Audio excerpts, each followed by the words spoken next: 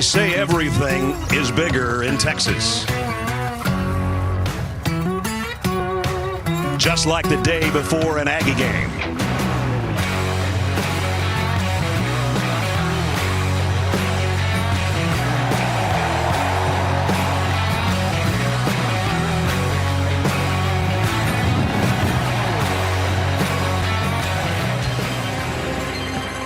And that's how they do it in Aggie land. And with that, the Home Depot SEC on CBS brings us to Bryan, College Station, Texas.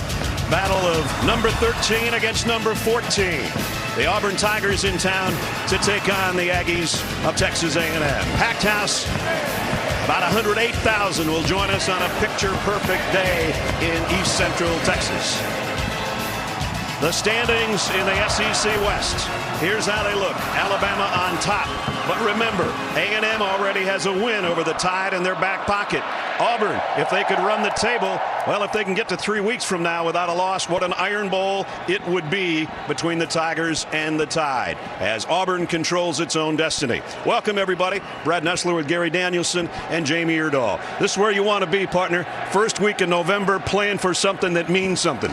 You know, when we started prepping for this game, I go, no talk about RPOs or jet sweeps. It was fundamentals, physical. I felt like Pat Dye and R.C. Slocum were the coaches for this game. Looking forward to it. It'll be like a 2010 SEC football game. Well, when we talked to first-year coach Brian Harsin yesterday, he said, I think my quarterback, Bo Nix, has come of age and is playing probably his best ball right now. I think he's right. From outside, we've watched Bo with his athletic talent, and we saw it earlier this year. We haven't seen him this year live, but against LSU, we saw the athlete Bo making plays and basically stealing this game against LSU. But now when you turn on the tape, you see the quarterback Bo, the new version of a guy that can stand in the pocket, make the play, use his 10 other players, and Ness, when he makes a play like this, he just turns on everybody with his football team. And one of those 10 other players is this guy in the backfield, Tank Bigsby, that's playing great. He is, and when he gets help from this running back like that, when he's got a guy to help him, Auburn is tough to beat.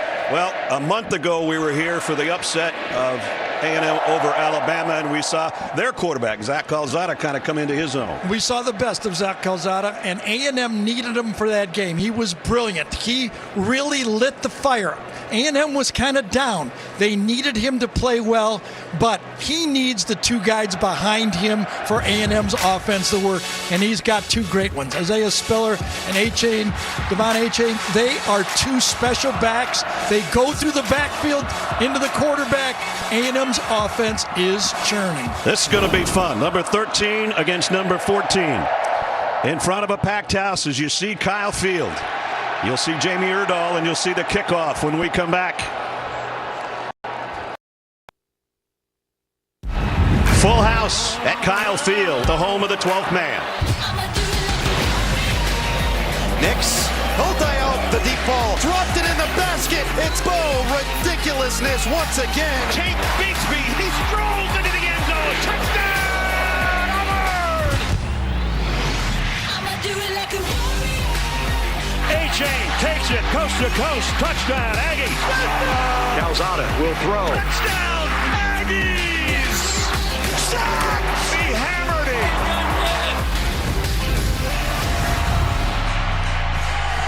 Number 13 against number 14. Before we kick, we go to the third member of our team on the field is Jamie Erdahl. Jamie. Brad, it's quite the juxtaposition of SEC experience between these two head coaches. On one hand, you have Jimbo Fisher, who made his first stop in the conference in 1993. That year, Brian Harsin was playing high school football in Boise. Now, Harsin's coaching experience is extensive, but he's been to Kyle Field before when he was a co-offensive coordinator with the Longhorns. That final rivalry game was a win for Texas back in 2012, but that game showed him all he wanted to know about coaching in the SEC. So when he hired his staff after Harsin got the job at Auburn, he wanted guys with conference experience. Those are 5 assistant coaches right there. I actually spoke with Derek Mason a while back. He said Harsin has no ego when it comes to asking these former head coaches questions about what it's like coaching in this conference and this program.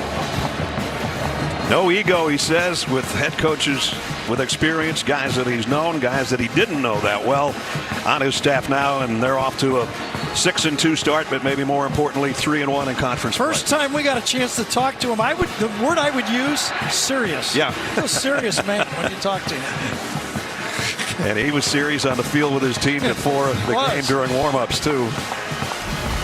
It's a beautiful day in Bryan College Station. Sunshine and 67 degrees. Virtually no wind.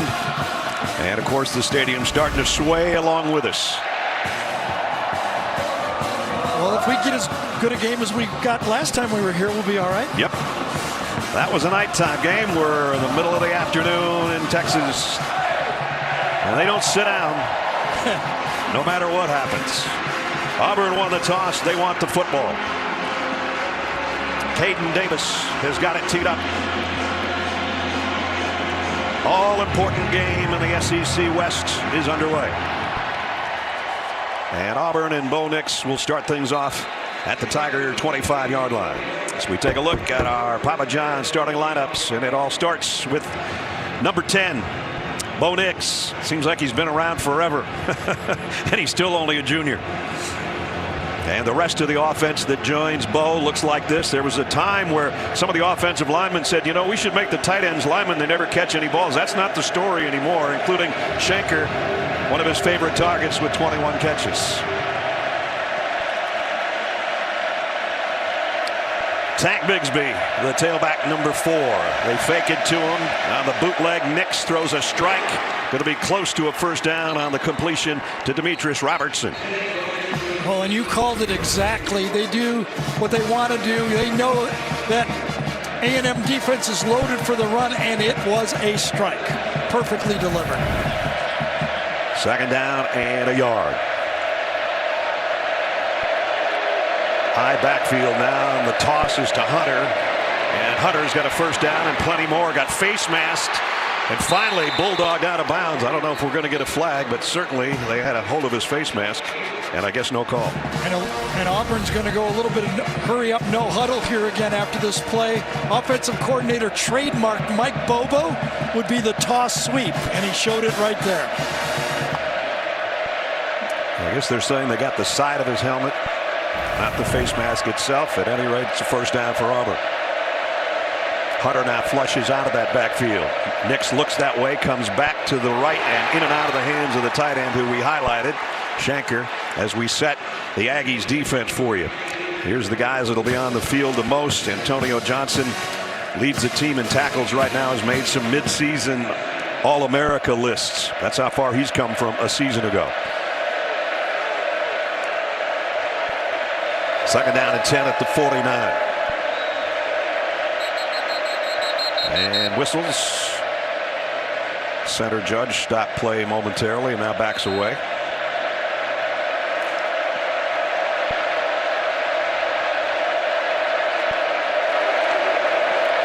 Straight up the middle is Bigsby. And Tank's got it into Aggie land at the 47. Aaron Hansford made the stop. So, as we said in the open, when Bo Nix has his tailback and Bigsby is making those tough 4-yard runs, 6-yard runs, downhill physical football, that's what Bigsby gets you. He's healthy now. He was last week, and you could see the difference in the Auburn offense. He had 140 yards, a season high in their win over Ole Miss. Shiver's in there right now, and it's getting noisy for the Aggie defense. Third down and 6. Nix, look out from behind, and down he goes. They got to him, and it's Tyree Johnson, who's been on a sack tear as of late.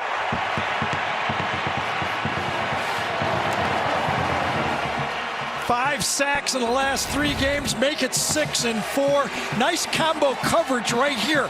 Crossing the receivers, takes it away, and that's what allowed the pass rush to get to Nix, and Nix gets the sack on the play from Tyree Johnson.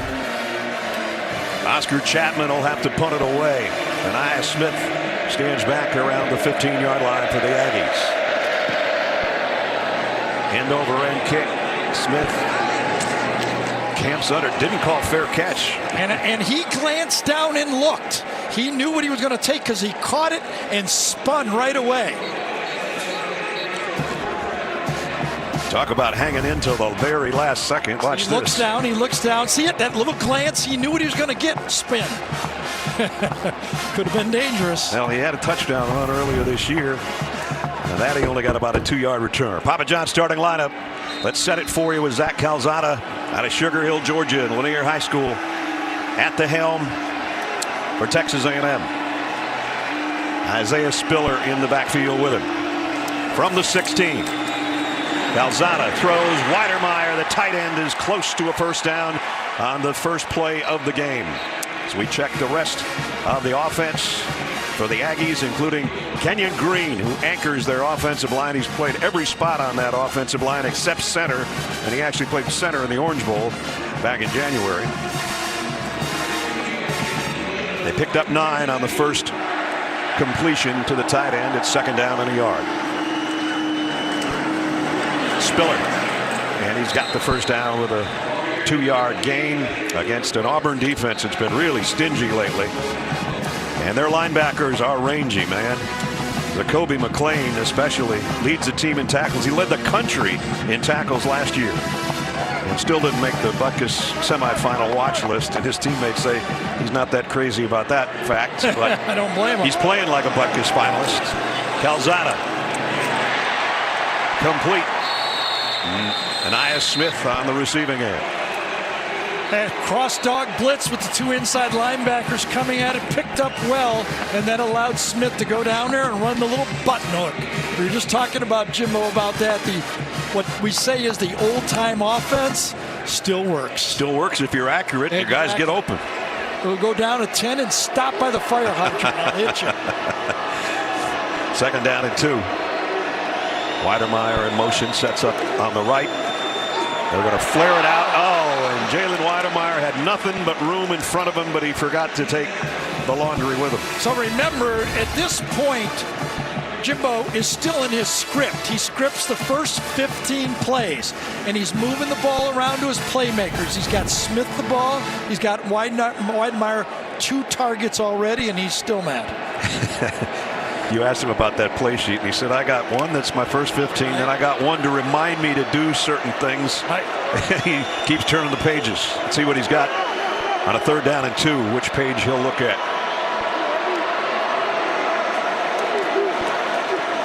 Spiller. Oh, man, he had to work for it. I don't know. He's going to be short, I think. Jacoby McClain made the stop. Good job by Colby Wooden, number 25, edge player. Gets in, makes a pile. Doesn't really make the tackle, but you see he forced the cutback on the play. Wooden, who's an edge player, an edge rusher, made the play against the run right there. He's the SEC Defensive Lineman of the Week for his performance against Ole Miss. And that play he just made is forced a 4th down and a yard. And inside their own 40, unless they just try to draw him off, the Aggies are going to go for it. It's not inches here. It's a good half yard at least. And they're going for it. And it's Spiller. And he backpedaled and kept the legs driving just enough to move the chains. Well, I thought in the backfield, I thought Smoke Monday had him from behind on the play. Watch Monday in the middle of the screen right there. The safety blitz. It was a run defense called with a safety blitz, and I thought he had him in the backfield, and Spiller just strong enough to bust through that tackle. So first down at the 39. Calzada. Plenty of time. He's going to go deep and got Weidermeyer this time. He holds on to it. Big gain. Down inside the 40 to the 36. So Calzada, since the Alabama game, has not been on fire with percentage of passes. He's been in the 50s, ranked 8th in the SEC in completion percentage. But don't question this man's arm. He has got a rifle. You give him time to throw, he'll put it right there. And that was the key. He had plenty of time to find Weidermeyer on that crossing route. First down at the Auburn 36. Here's a toss. Spiller Nice job defensively out there on the edge. Smoke Monday with the tackle. And that's the first play that the A&M defense has slowed A&M down. Excuse me, the Auburn defense has slowed A&M down on first down. They've had a 9-yard pass, an 8-yard pass, and a 25-yard pass on first down.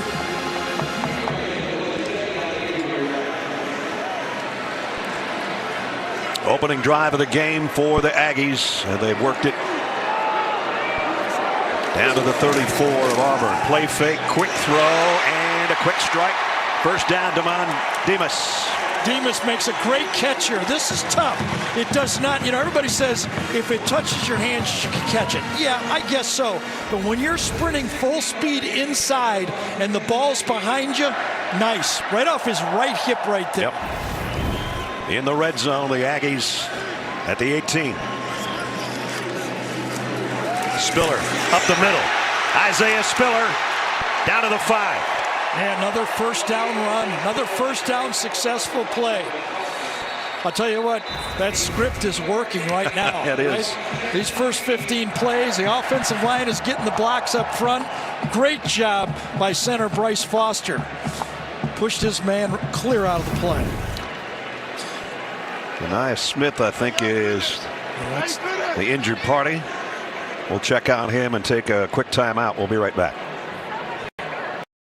Anais Smith putting his helmet back on. At the end of that play, he was trying to get a block for Isaiah Spiller, and he got leg whipped in the knee, but he ran off under his own power. So you're going to see right to the right of your screen, and there right in the calf or the knee, and he goes down, but he appears to be okay. Meanwhile, his team is at the 5-yard line. And upcoming, the 11th play of the drive that started at their own 16-yard line.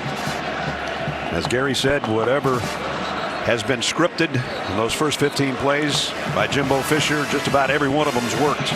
Bill Walsh in his day used to say, if the script worked well, I would turn it upside down and run it backwards later in the game.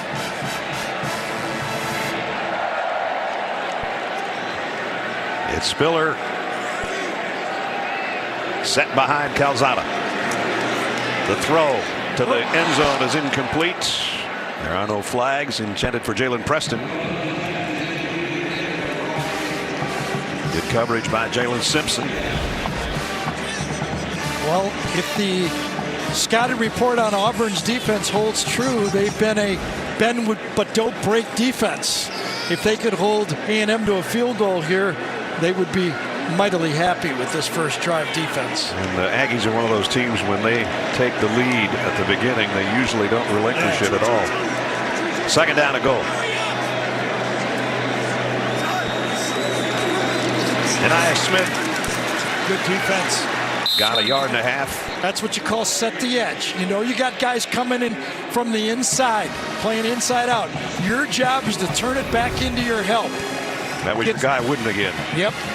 Coming out here, set the edge, turn it in, and Wooten makes the play. So third down and goal. See where Weidermeyer lines up, or if he's even in there. I don't see him right now.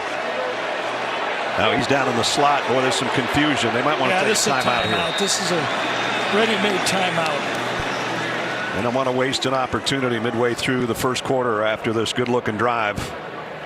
And so they do take the timeout with 7:20 remaining. And a big third down and goal for the Aggies coming up when we come back.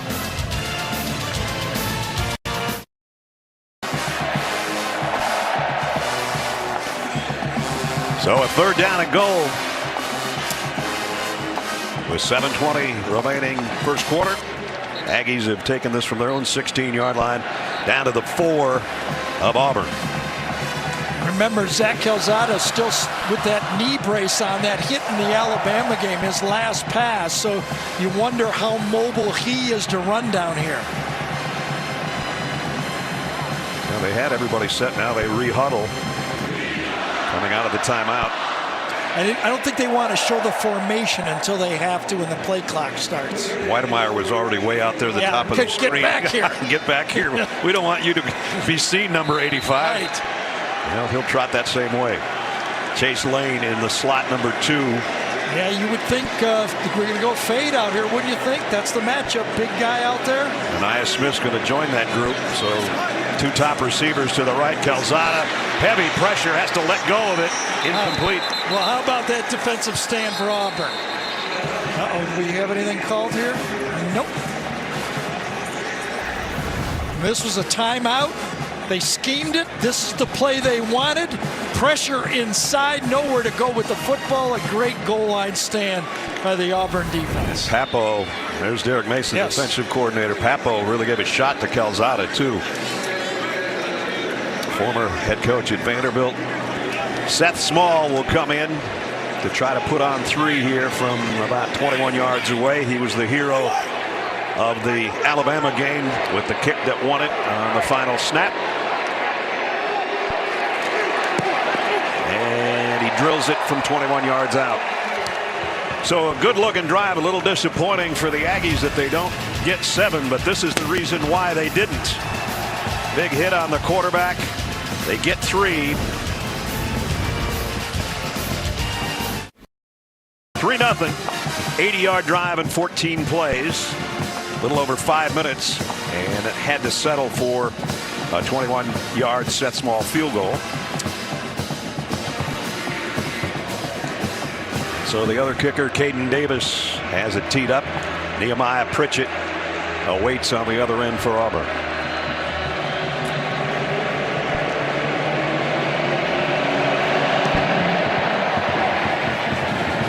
And that won't be returnable either. So out to the 25 come the Tigers, trailing by 3. 24-4 under Jimbo Fisher when scoring first, as I said. And I think it's a perfect record if they had the lead at the end of the first quarter, but we're only halfway through the quarter, so we'll wait on that one. Well, around these parts, it's the end of the game that counts the most. That's right. Well, they've done a nice job in the first quarter in the last 3 games, pitching shutouts. Bo Nix will try to do something about that right here with the Auburn offense. There's the... And in and out of the hands of his intended receiver, Kobe Hudson, and that was right on him. It looked like it should have been caught. Well, we said we weren't going to talk a lot about RPOs today, but there was one right there. We got the offensive line. That's the kind of the definition right there. Everybody inside is doing a run play. Everybody outside is running a pass play, and all you got to do is catch the ball. And they didn't. Second down. Bo will keep it. Nix trying to get to the edge and only gets a yard. Nice job by the Aggie defense. Jalen Jones stretched that thing out, made the tackle. When you talk to the Texas A&M defenders, they've been preached all week that when Bo has the ball, he's a running back. Yep. Don't try to tackle him like a quarter, like it's me out there. He's a running back. You better tackle him strong. Here we go. Well, here's a bunch group to the top. 4 receivers set. The throw's on target. The blocking's pretty good, and it's first down. Sean Shivers. That had to work just like it worked, or it wouldn't have gotten anything. This is where the home crowd affects the defense. With the new formation out there, look at the confusion with A&M. Only 2 players out here. Because the crowd is so loud trying to affect the offense, it really affected the A&M defense. The 12th man cost him a 12-yard gain. That's right.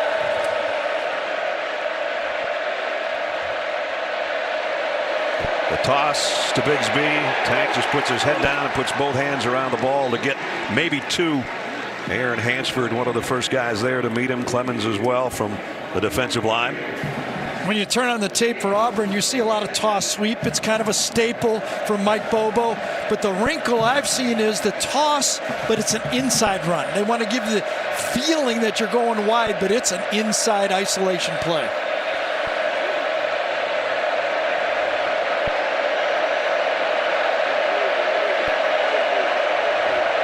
Two tight end set here for Auburn on second down and 9. Nix off play action. Flares it out to Bigsby with the stiff arm. Still going. Going to be short of the first down. Brian Harsin So far in year one, the pass-run ratio is different than it used to be, Gary. Yeah, they really strive for balance, and he's got it as you look at it. Gus was a little more heavy with that triple option offense from shotgun.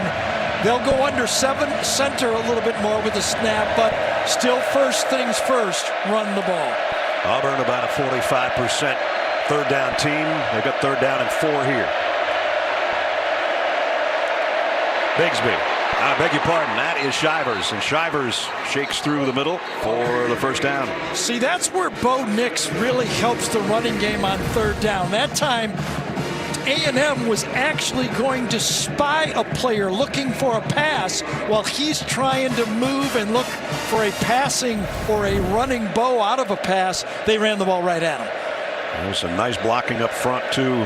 Shivers got it to the 48-yard line with a first down.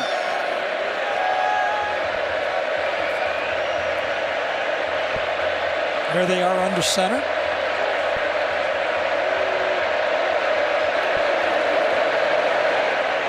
Throwing on the run and completing it out to the tight end Shanker, and another Auburn first down. So what does under center give you the most? And I think it's these play action passes and boots. Look how long Bo waits. You don't know who has the ball. He reaches, and all of a sudden he pulls it out with a little boot-like play. 22nd catch of the year for Shanker. And a first down. Bo Nix 4 out of 6 here early. Into Aggie land at the 40-yard line. Shivers will empty the backfield. This is a quarterback draw for Nix. Made one man miss, and as Gary said, looking like a running back, picks up 11. All right, so in the game so far, 5 first down calls prior to this last one. They've thrown the ball 4 times. So what do you do if you're a play caller? Give them the look of a pass and go quarterback draw. Nice mix of the offense by Mike Bobo. Nix throwing all the way on this one into the shadows and completes. Shedrick Jackson. Another look. Well, okay, last one was a quarterback draw, but first down they go pass again. And successful. If you can gain 4 or more yards on first down, it's a success. And that one was good for 5. 2nd and 5. Bigsby back in at tailback, and Bo Nix back under center.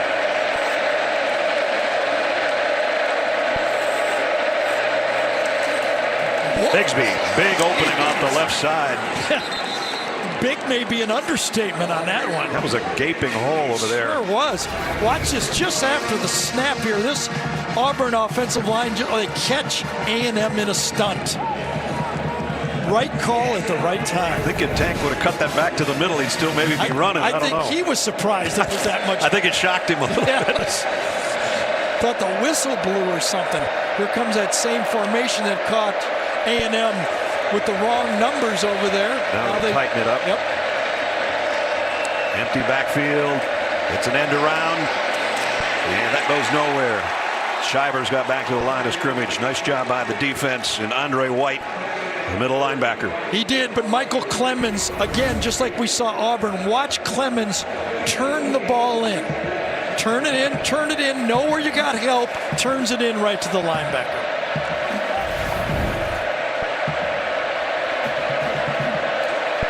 Minute and a half in the first quarter. Auburn on a good-looking drive engineered by this guy in the red zone. 2nd down and 10. It'll be 3rd down and about 8. Both Hansford and White were in on that tackle. It seemed like both linebackers teed it up. Yep, got a guy not getting up so quickly here. That's Brodarius Ham, the tackle for Auburn. And they're already a little bit thin on the offensive line to start with. We'll check on Brodarius here late in the first quarter when we come back. What a game. Here we're early. It's 3-0 Texas A&M leading 13th ranked Auburn, but the Tigers on the move with a 3rd down and 8. 13th play of their drive right now at the Aggie 15. This is where Mike Elko brings in his blitz package on 3rd down. They're up there close. Yep. Nix, plenty of time, flares it out to Shivers, but he's going down for almost no gain. Cooper makes the play. So both defensive coordinators, Derek Mason got his stop, and now Mike Elko does both their own style on third down. A&M loves to crowd the line of scrimmage. They bail sometimes they come. This time they bail and make the tackle. So field goal time for Anders Carlson. He'll try a 32-yard field goal. He's had at least one field goal in 13 straight games. This one from 32 to tie things up. And it's right down the middle. So back-to-back 14-play drives. And both times the kicker is who ends it. We're tied at 3 in Kyle Field. First quarter at sun-drenched Kyle Field. Anders Carlson, who just hit the field goal to kick it back to A&M. And this one's going to be returnable. Devon Achane doesn't even make the 10-yard line. Nice job by Tennyson on the special teams to make the hit. You know, that's I'm thinking, you know, 2 14-play drives, the speed of this game. I feel like we're getting ready for Army-Navy. How fast this game is going. Wow. We saw this guy go 96 yards for a touchdown against Alabama, and he didn't even get to the 10-yard line. But, you can see that Auburn circled this guy in kickoff coverage. Special teams they knew would be an important part of this football game, and they're ready. So Calzada and the Aggie offense starts in a hole. They spot it right at the 10.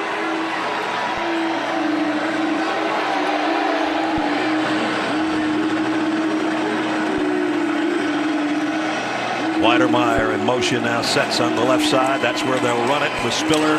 Isaiah trying to weave his way through an opening. There isn't much there, though. And he picked up 2 to end quarter number 1. 2 14-play drives. 2 field goals to show for it. And the first 15 minutes has come to an end. End of 1 at Kyle Field. Number 13, Auburn. Number 14, Texas A&M. Deadlocked at 3-3. As you see above Kyle Field, those guys, I want those guys on my side. Yeah. Just dangling their legs out of the back of the helicopter. Best seats not in the house. Exactly right. These are some of the best seats in the house with the cadets. And we have a pretty good seat as well as we start the second quarter. The second down and 8 for Zach Calzada. This is only the second possession for A&M. Calzada had that ball tipped and incomplete. Brad Nessler, Gary Danielson, Jamie Erdahl, our CBS crew, talking to both coaches yesterday, and the word they said is whoever's tougher is going to win the game. Yeah. It's tough sledding right now. Tough, physical, but I get the feeling that all 4 groups, offense and defense for both sides, are going, okay, all right, we're okay. They drove the ball, but we stopped them, and then the offense is going, all right, we drove it. We'll figure out how to get it in the end zone. So right now, everyone is happy. Third down and 8. Aggie fans will be happy if they pick up this third down conversion. Calzada near his own goal line. Going to go deep. Overshot his intended receiver. Yeah, that was Jalen Preston. Yeah, and that was really good coverage by maybe one of the best corners we have in all of college football. Roger McCreary, number 23 for Auburn. Good protection, as Ness said, but going deep, nothing there. McCreary, step for step against Preston that time. That's how you play man-to-man coverage. So we're going to have Nick Constantino come in to punt. He's in his own end zone. The left footer lays it out there. Demetrius Robertson reversing field. Got around one guy, got a block. And Robertson, nice return. Out across the 45-yard line. The transfer from Georgia. Demetrius Robertson.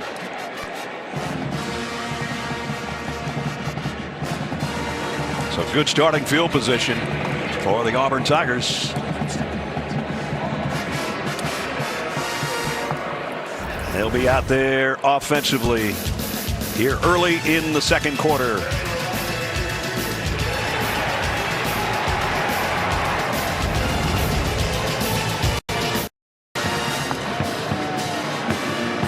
Take you back to the punt return. Yeah, one of the effects of calling the blindside block is now players are reacting and not getting called. 2 sets of players for Auburn don't lay anybody out for safety reasons, but they still accomplish the block.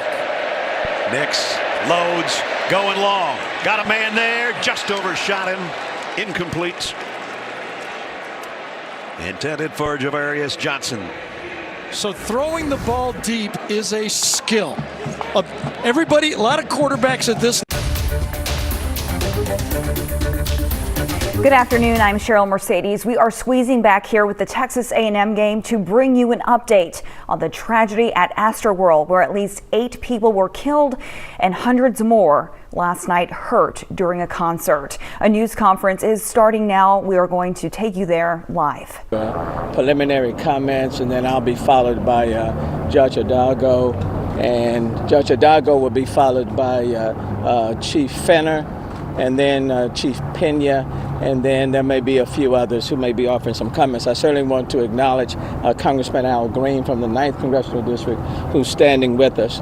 You know, last night was tragic on many different levels, and this is a very, very active investigation, and we'll probably be at it for quite some time to determine what exactly happened.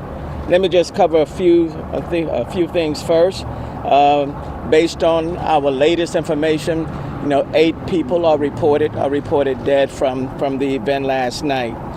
In terms of their ages, one is 14, one is 16, 2 are 21 years of age, 2 are 23, 1 is 27. And 1 remains unknown at this time. So a total of 8 that are reported dead. 6 of the 8 family members have been notified, and we know that at least 1 is outside of Houston Harris County, resided outside of Houston Harris County.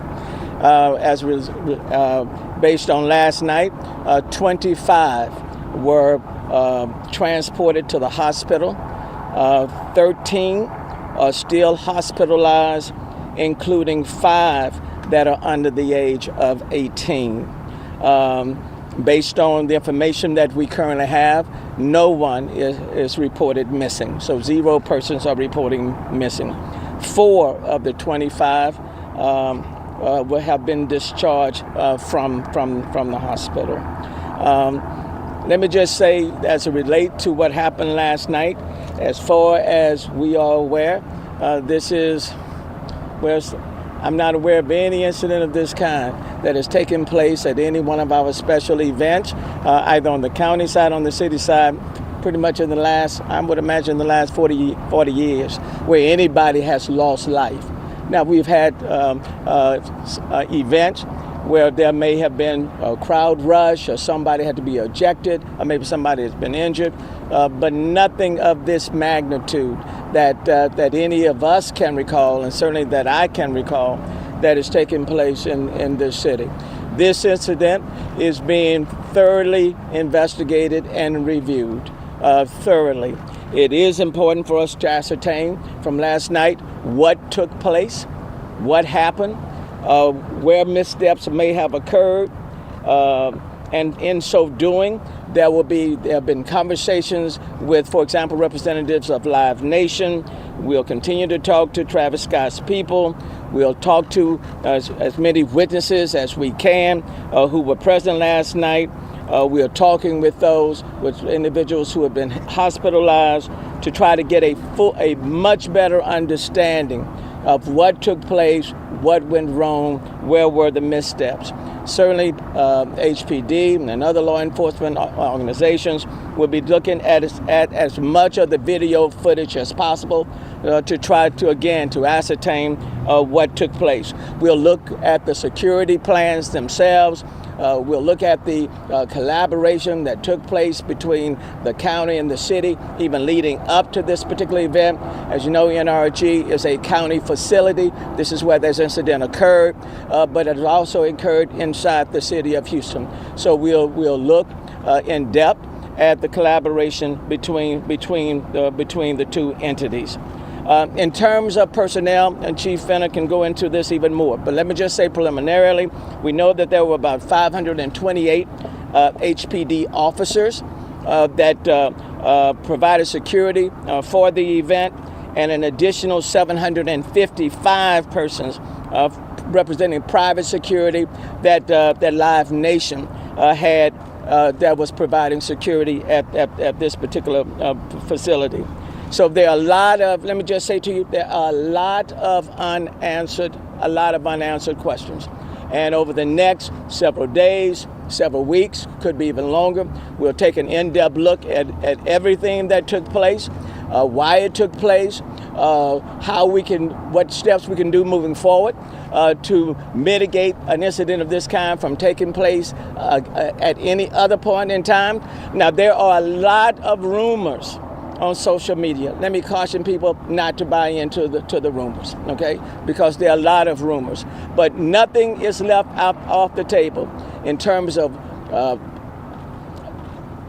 persons who were there, people who may have fainted, or people who may, for whatever reason, were transported to the hospital. There's a lot of conversation about people who crowd surge, all of those incidents, or whether or not anything else was involved. All of those things are being looked at, but it is way too preliminary now to draw any conclusions. But we're not taking anything off the table. This remains and will be a very active investigation. So with that being said, let me yield now temporarily to Judge Lena Hidalgo. Thank you, Mayor. Thank you, and to all of the law enforcement professionals, first responders who have been part of a swift response. Thank you to them, and to all the Good Samaritans, because we know that it could have been much worse if so many people hadn't stepped in. The events of last night were tragic beyond belief. This is an artist that we know has a following amongst young people, in particular, young people with bright futures. Those were the people that were at the event, went to have a good time, and no one, no parent, no friend, no sibling should see their loved one off to a concert by a world-renowned artist and not be able to expect them to come home safely. And when we read these ages, 14, 16, 21, 21, 23, 23, 27, it just breaks your heart. And I know that the images we've seen are hard to stomach, and I imagine more will surface that are hard to stomach. Since late last night, I've been on the scene. I spent time at the Reunification Center talking to families, hearing their anguish. Those that didn't know where their loved ones were, sometimes it's harder not to know. And so I appreciate everybody's work, and how it could have been prevented, or if this was a particular situation that was simply out of everybody's hands. And I have directed county agencies to, as soon as we get that underway, cooperate, and I expect and hope the same for everybody else involved. As you all are aware, there was a similar incident in 2019 with Astroworld. There was a breaching of barricades. There were some issues with crowd control. Actions were taken after that experience. There was stronger fencing, more and more robust barricades, more personnel and more security personnel. You guys heard the increase in the officers. 2019 had 47 HPD officers. 2021 had 76 Houston Police Department officers. There was an increase in terms of private security, an increase in terms of event security. There was additional space for crowd control. But I want to know, and the community deserves to know, if more needed to have been done. So we'll focus on objectively finding out and reporting what happened, how it could have been prevented. And the public has a role here too. If you have any information as to what took place, let us know. Let the Houston Police Department know. Rumors, as the mayor said, that's not what we need, but there are some serious questions that need to be asked. So to the families, our hearts go out on behalf of Harris County. Our hearts go out to you, and just know that we won't give up on asking the tough questions about what exactly took place here. I'll repeat remarks in Spanish after everybody speaks. Thank you, Mayor. Thank you. Chief, let me two things that I do want to acknowledge and offer my condolences to all of the families who lost loved ones, and to those family members who were injured. So I do want to do that, number one. I want to offer our condolences and our prayers to them. Secondly, I do want to acknowledge the quick response of the Houston Fire Department EMS unit. They had units that were already stationed around NRG Stadium, and they were able to step in immediately when reports of incident occurred. So to Chief Pena, to his entire team, to HFD, to EMS, I do want to acknowledge their very quick response. And then from the moment, for example, the reports were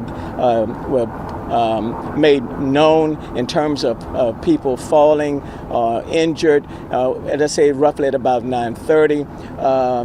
This event came to an end at 10 minutes after 10 is when everything stopped, and people were in between, either seen on the site or they were transported to area hospitals. So I do want to acknowledge the very quick response EMS units, and the fact that this event did come to an end at 10:10. And we do want a very, will be nonstop. Individuals that were trampled, and we want to be respectful of that, but we just ask that y'all give us time to do a proper investigation. Live Nation has stated from the very beginning that they would cooperate. They're going to give us the video sometime this evening. I spoke to my commander in homicide, so we're waiting to get that. That's going to help us. But I also want to call out to the community, kids and young individuals that was out there. If you see something, say something. This is now a criminal investigation that's going to involve our homicide division as well as narcotics, and we're going to get down to the bottom of it. I just want to thank Live Nation and everybody else out there. There was cooperation. I also want to say thanks to our police officers. A lot of them administered CPR. Executive Chief Larry Satterwhite was out there. And something that was important, and the mayor just said it, but I want to hit it again. 9:30, right there. That's when a few people started going down. Our people stepped up and immediately went to the producers and told them, hey, people are going down. This show ended at 10:10 p.m. So I just want to acknowledge that. As far as arrests last night, 25 arrests, 23 of those 25 were trespassers, 1 possession of marijuana, and 1 public intoxication. So we'll just open it up for questions after. Chief Pena, go ahead. Thank you. Good afternoon, everyone. I want to first start by expressing my most sincere condolences to the families of the victims. This is an unimaginable tragedy that they are experiencing. And it's because of that we're committed to work with our partners, the police department and everybody else involved, in ensuring that this is a complete and full investigation into the cause of this tragedy. Know that the Houston Fire Department, we're going to be looking into the permits that were issued and ensuring that the plan that was submitted was adhered to during the event. This is going to be part of the investigation. Our commitment is to ensure that we are turning every stone, as was mentioned here earlier by the mayor, to ensure that we get to the bottom of this issue. The Houston Fire Department, we had a very robust contingency and emergency response plan. The primary medical component was delivered by a third-party medical company for the venue. The security was the same. It was a third-party company that was delivering the security primarily for that venue. In spite of that, we did have units that were pre-positioned from the Houston Fire Department to to ensure that we were monitoring the progress and the event. From the time, as Mayor mentioned, from the time that the incident started to escalate around 9:30, we requested additional resources to the scene to augment those that were already pre-positioned around that venue. And this is important. Even though the plan did not require for that, we had pre-positioned units around the venue in case this incident escalated. From the time that the mass casualty incident was declared to the first unit on scene was 2 minutes when we began to make patient contact. That is an incredible response, and look, that can't go unnoticed. As far as the planning, we here in the city of Houston take these events very seriously. Public safety is our primary concern. The mayor has tasked us with ensuring that we have the resources and the plans and the contingencies ready for these events. We've done these before. I believe we had a robust plan for a non-event. Certainly, the level of injuries, the number of people in that venue quickly overwhelmed the third-party vendors that were providing the security and the medical component. We quickly were able to respond. In regards to the layout, there is no occupancy permit for an outdoor event. Okay, what the calculation for the footprint that was going to be used for the event, if we applied the assembly occupancy, the fire code assembly occupancy formula, they could have had over 200,000 people in this venue. Okay, that's just based on math. This venue was limited to 50,000 in that component. Part of when we have large events, one of the things that we consider is to ensure that the crowds are subdivided. They had 2 separate stages in 2 separate areas. That was part of the plan. We had inspectors to ensure that the means of egress, the doors in and out of that venue, were maintained open and unobstructed. Okay, these injuries did not occur as people would try to exit the venue, and that was evident by the fact that once the event was terminated, that whole footprint was cleared out within the hour, 50,000. So the means of egress, okay, the exits, the doors were kept open, unobstructed. That was our assurance. What we're looking into is what caused the crowd surge, what led to the crowd surge and those incidents at the point of where the concert was being at, the stage. So again, our role in this is to participate with the police department. We are going to be looking at the films and the video as Chief Finner mentioned, and we're going to ensure that the items that should have been in place were in place and that we learned from this event. Really quick, Mayor, the permits that were issued for this were for LPG, and we had inspectors there to monitor that. We had a permit for the pyrotechnics. Inspectors were on scene for that. We had a permit for tents that were erected in the venue. We had inspectors for that.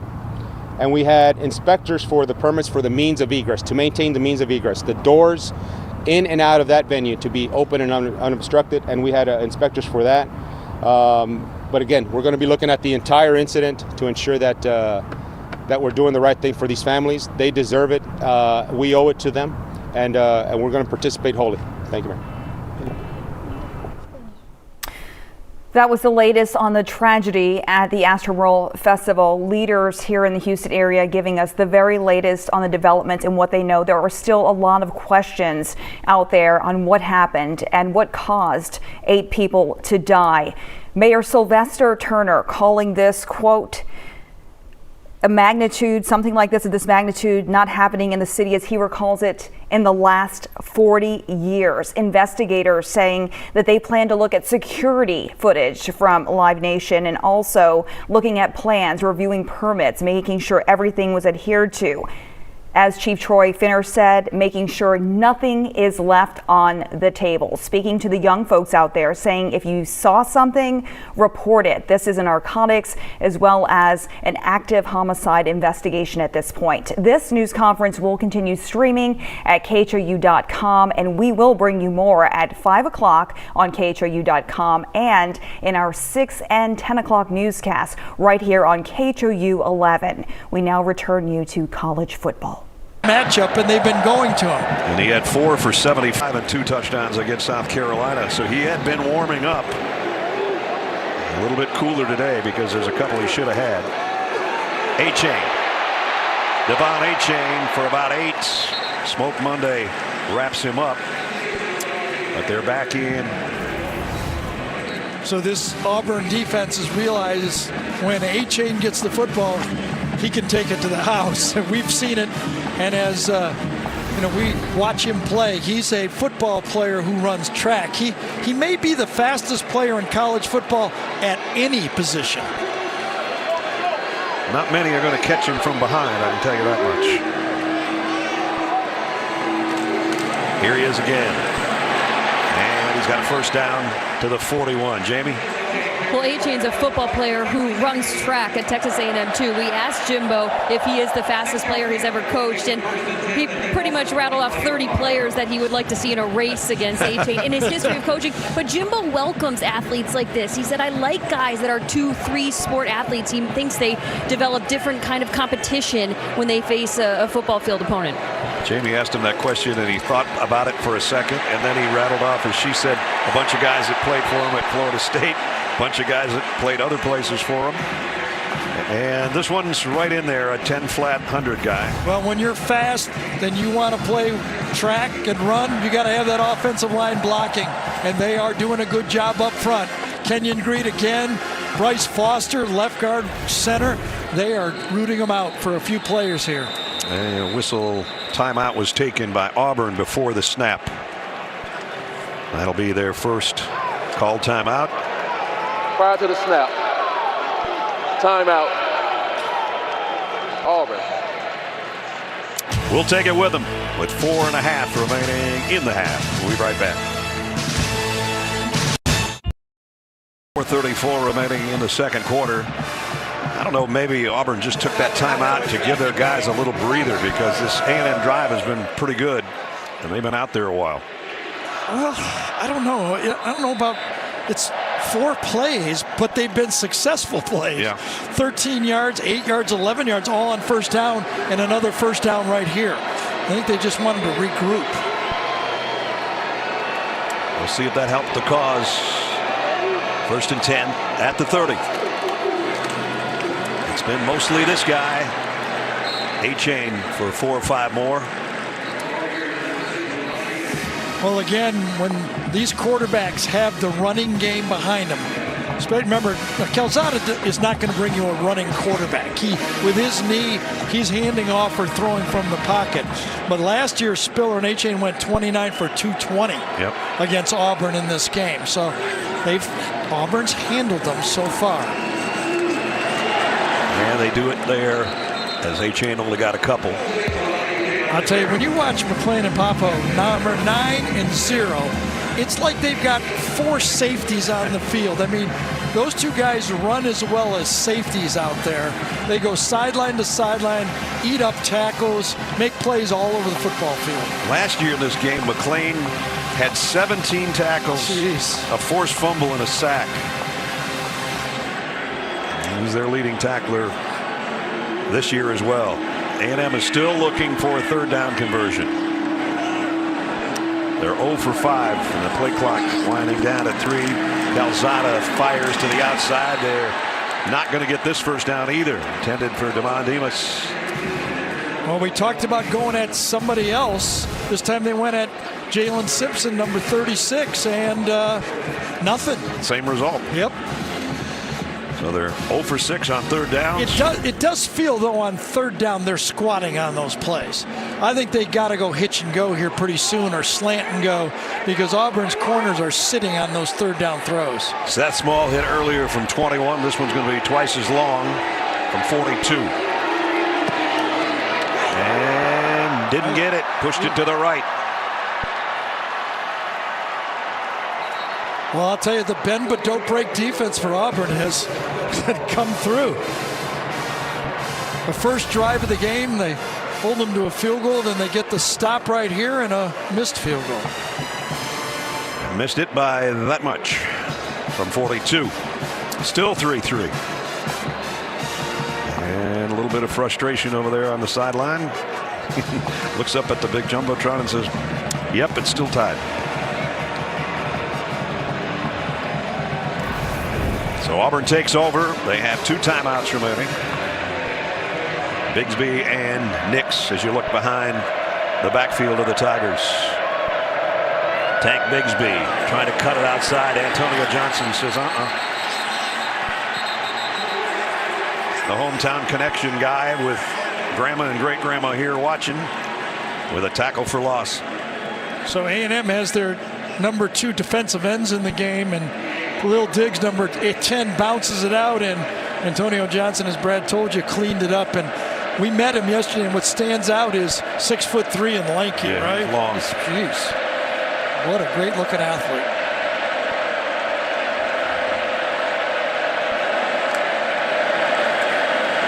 Nix down the middle, connects with his tight end Schenker for the first down.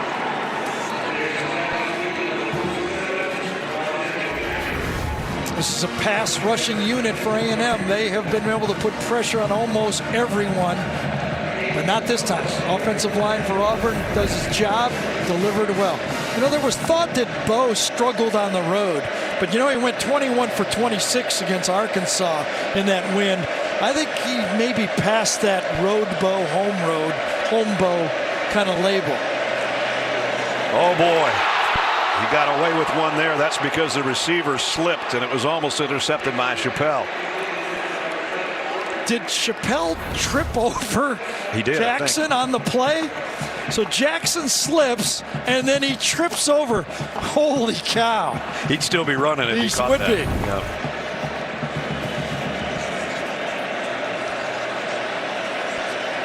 That's one, when you let it go and you see your receiver fall down like that, you're like, I got to go make the tackle.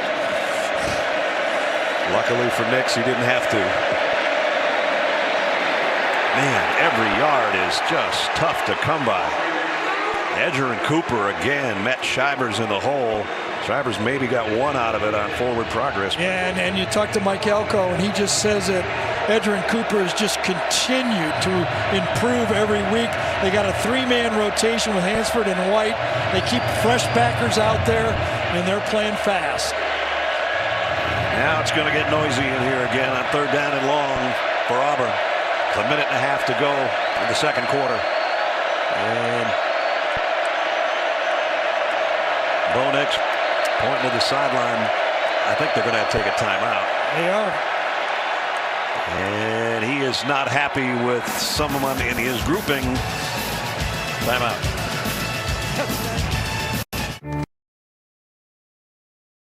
Coming up on the Geico Halftime Report, our good friends Adam, Rick, and BJ will bring you first half analysis and all the best highlights from around the country on a busy day in college football. Another unbeaten is beaten now as Wake Forest lost. Zook and the guys will talk about that one. Look back at what we've seen here. A hard-hitting first half. There's what Gary was talking about in the last couple of road games. He's been really, really good. It's been a tough go today against this Aggie defense. Remember 2 series ago they did safety blitz. They're coming again. And this one caught.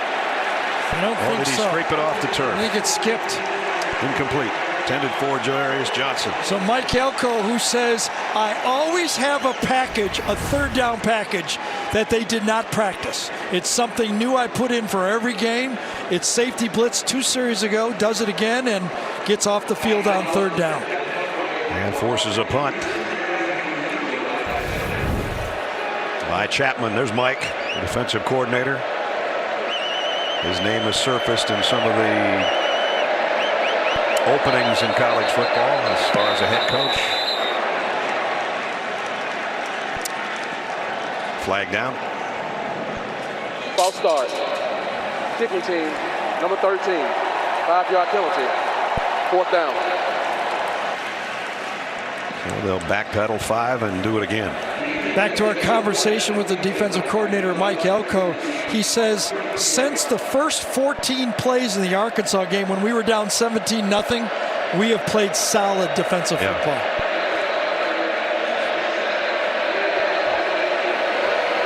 Anaya Smith has been just flirting with a big return with no fair catches.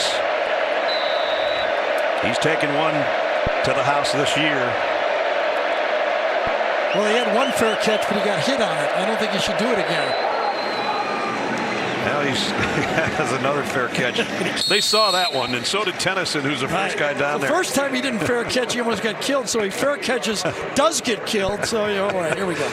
And they've got it back with 1:11. Earlier we asked you the trivia question.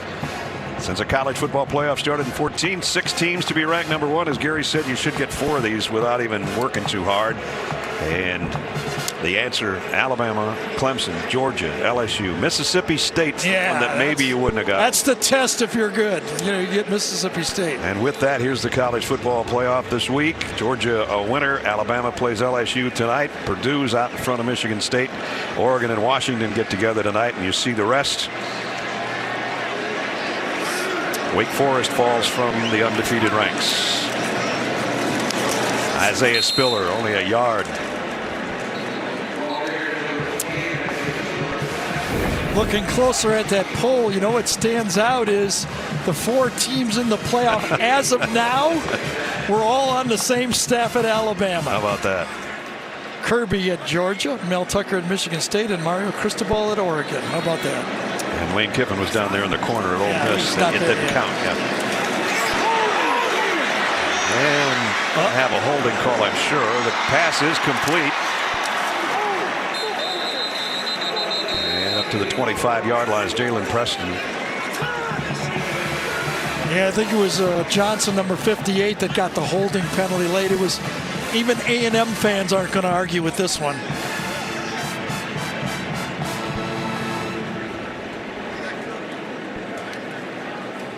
James Carter going to have a little chat with his fellow officials, and here's the call. Holding. Offense. Number 58. 10-yard penalty from the previous spot. 2nd down. Left tackle, as Gary said, Jameer Johnson. He's telling the center judge, what did I do? Saved your quarterback, I'll tell you that, because he was coming free. Now remember, you got to be careful. We saw what can happen at the end of halves. A&M gets the ball. Yep. Right now, I think conservative would be the play. Auburn only has 1 timeout left. We saw Georgia, Florida turn the last 2 minutes into a rout by the Dogs late in the 2nd quarter. And they will play it safe, but this guy, you're never really safe with him, the way he weaves through traffic. Isaiah Spiller gets it out to the 23-yard line, and that's where the half will come to an end. Now, if you like defense, you're liking this one so far. We said RC Slocum, Pat Dye. That's exactly what we got. So Jimbo Fisher goes to the locker room. Brian Harsin still fired up with Auburn on the road, trying to win an all-important game because they control their own destiny in the SEC West, and they've got a date with Alabama 3 weeks from now. But first they have to get over this hump on the road if they can. And remember, Texas A&M has a win over Alabama. So the second half of this game is really important. Let's check in with Jamie. Coach, this is old-fashioned football. How do you separate yourself from Texas A&M in the second half? Yeah, well, we need to. It's a 0-0 ball game right now, and both defenses are playing well. So we got to figure out some things that we can do to move the ball and score touchdowns, put points on the board, continue with what we're doing on defense, make some adjustments, but keep playing physical. We're on the road here. Our guys are playing hard, not perfect, but we got to keep playing in the second half. All right, Coach, thank you. Thank you. Well, it's actually not a 0-0 game, but it's just about the same. 3-3. Yeah, us quarterbacks generalize, same thing. All right, 3-3 at the break. End of the half. And we're set to, there's Miss Rebely. Send you Adam Zucker in our New York studio for the Geico halftime report. Zucker. All right, Ness 3-3 there. Hey, we had 0-0. The Home Depot SEC on CBS enters quarter number 3 at Kyle Field and deadlocked at 3-3. Brad Nessler with Jamie Erdahl and Gary Danielson. You know, I give Mike Elko and Derek Mason credit for their defensive, but what are we going to do on offense? What do we do to change this? Well, I've been looking at this, okay? What I'd do if I was both of them, I'd do a new script because they both started out fast, and since then it's been pretty wobbly out Or like you said, Bill Walsh, turn it upside down and let's do them in reverse order. I'd write it down on a piece of paper and go, guys, we got a new script out here. Well, we'll see if we can get some offense going as A&M will have the ball first. Anders Carlson with the kickoff. And the Aggies will work from the 25-yard line. Time to do Project Smarter, presented by the Home Depot. Well, as Ness said, it's been smart to be on defense, and let's start with A&M here. I mean, every level of their defense has been involved. Good coverage, produced a sack. Their linebackers have been involved in the game. They've been making big plays, stringing it out, and cleaning it up. And, of course, that defensive line is elite level, and this one, whack it out and almost get a turnover. So this A&M defense has given, 100 yards of offense? Yeah. And the last 16 plays have been 30 yards. Isaiah Spiller. He's going, oh, man. Tennyson again. And that's a 5-yard loss. Again, Colby Wooden, number 25, the defensive end, turns it in. Nowhere to go. Got to go back to the other side. McLean was forcing it in and then cleaned up by Tennyson. That was a form tackle by number 13. Again, neither one of the running backs for A&M, who are, as a position, the leading receiver on the team, has even been targeted in the game for a pass. God, I think they're going to throw it to him pretty soon. There comes one. Spiller, just when Gary called it. Let's check in with Jamie. Yeah, and putting yards together for Texas A&M's offense has been a challenge. Jimbo Fisher just told me that they can't rely too much on their run game in the second half. And in that first half, they were plagued by critical drops. Zach Calzada has made good decisions, and he can keep making those plays, but the guys have to catch the ball. Offensively, wide receiver Chase Lane, he will not return to this game. He's got a lower left leg injury. All right, Jamie, thanks. Isaiah Spiller has a lower left leg injury right now. He's limping out there in the flat after that last reception, and that one's knocked away. It's good coverage. Jalen Simpson. So if Spiller finally gets a pass, goes out to the sideline, and gains basically nothing, but came up lipping on the. Oh, man, you could see right on both ankles. Up. Yes. Can't tell which one it is. Nope. Well, they're 0 for 7 on third down conversions now. Another punt. Constantino to kick. Man. Deep spiral. Backpedaling is Robertson. Demetrius Robertson coming back the other way. Got it out to the 29. Good coverage, but he got every yard of it he could out of that one. Just a minute and a half into quarter number 3 in a tie game. Auburn on offense in a moment. Yes, Tuesday from executive producer Dick Wolf. These elite teams prove that justice has no borders. First it's FBI, then FBI International, and ending the night with FBI Most Wanted. These 3 teams are all on one night. FBI's Tuesday starting at 8, 7 Central on CBS. Excuse me, Brad. Let's check out what Auburn does here on first down, because they've been struggling. I was going to have one of the FBI teams investigate the offenses of these 2 teams. That's a good idea. Tank Bigsby with a stiff arm, still moving the pile, and a first down, it appears. And that's exactly what they did, because their last 6 first down plays, they were 0 for 6 of gaining a minimum of 4 yards. They went no gain, incomplete, no gain, 3 yards, and -1. And Bigsby on a first down run takes it for a first down.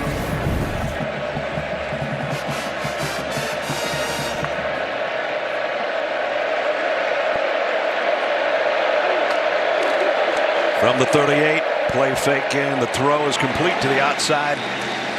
Xavier Capers with the catch. And our first half trends.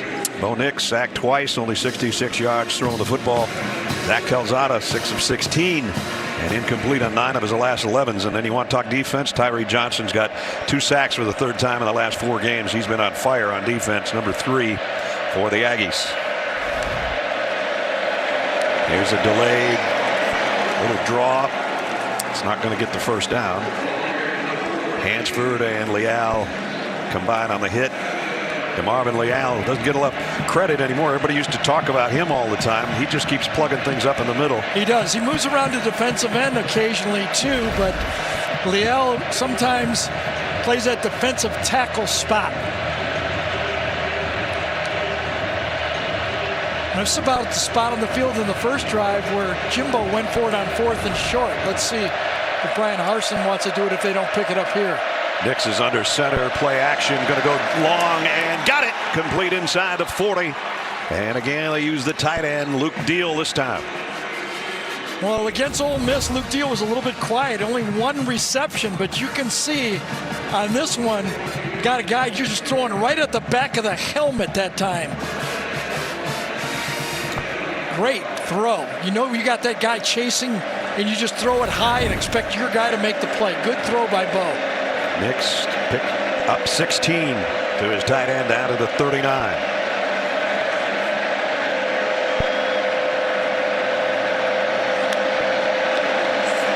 Back to Bigsby. Bounces into the hole, out of the hole, and through the tackles of O'Neal. Got 9. Gotta love that run, don't you?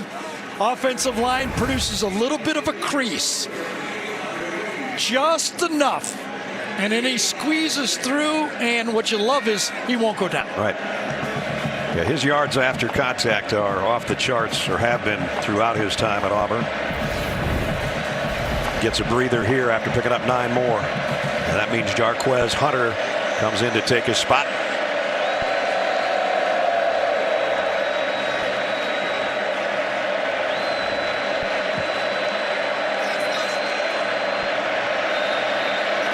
Play clock down to and. Now that's when you really get upset. When you start burning timeouts in the second half, your head coach is going to be upset. Yeah, he's not happy. We'll take the timeout with him. Yeah, you do 3, I'll do 3. There we go. Quarterback comparison right now. Both quarterbacks have struggled. 11 of 19 for Bo Nix, 7 of 18 for Zach Calzada. Yeah, but we're getting close to the territory now where Bo Nix starts to become a runner in this offense. He throws to his tight end again. Shanker broke a tackle, got inside the 20 to the 18, make it to 17. So that's Shanker's 3rd catch of the game, but one of the interesting parts of this Auburn offense under Mike Bobo and Brian Harsons is the distribution of the passing game. Against Arkansas, 11 different receivers. Against Ole Miss, 10. And so far today, 7 different players have caught a pass. So Auburn's got something working here. Zach Calzada trying to stay warm. Meanwhile, his counterpart is warming up as Nix has driven the Tigers to the 17. Now Bigsby is going to lose some yardage here. Actually, he'll get back to the line of scrimmage as he shoved Jalen Jones with him out of bounds. So right now they got to look at the quarterback as a running back. They will use him in this red zone area as a running back. Obviously, that's not all he does, but you've got to make sure that he doesn't beat you on the edge with his legs right now.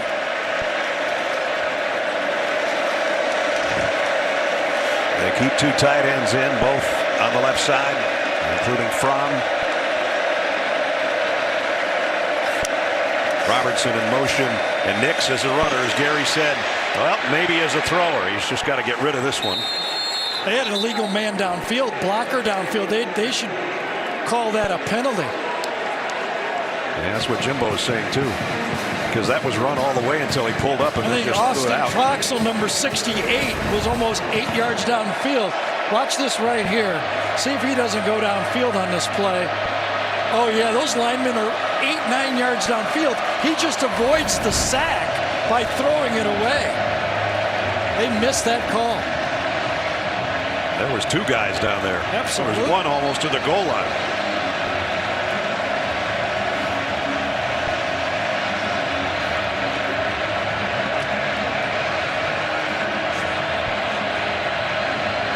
Third down and 9.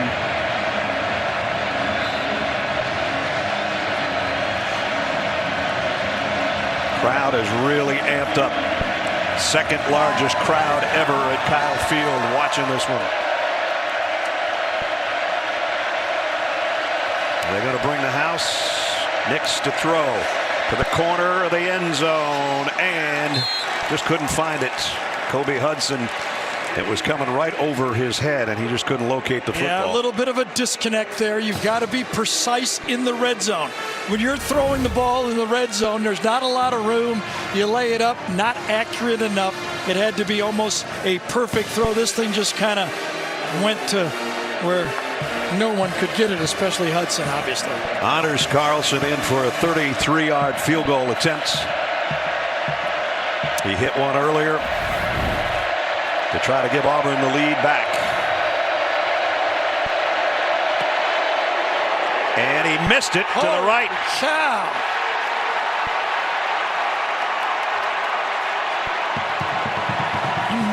Still, points are at a premium. Both misses have been almost exactly alike, about a foot and a half to the right.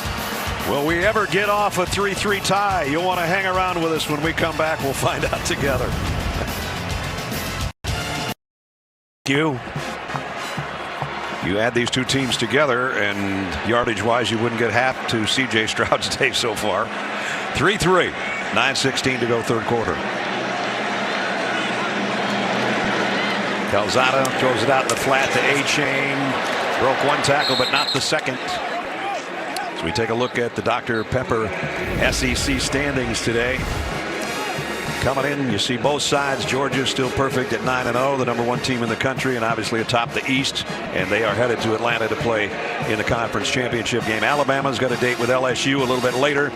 And then Auburn and Texas A&M trying to keep pace, or at least keep the pressure on Alabama. If Auburn could win out, they would go to Atlanta to meet Georgia for a second time this year. One of their two losses earlier this season to the Dogs, the other to Penn State. Calzada is going to go long. Man out there, got him. Chapman. Finally a big play.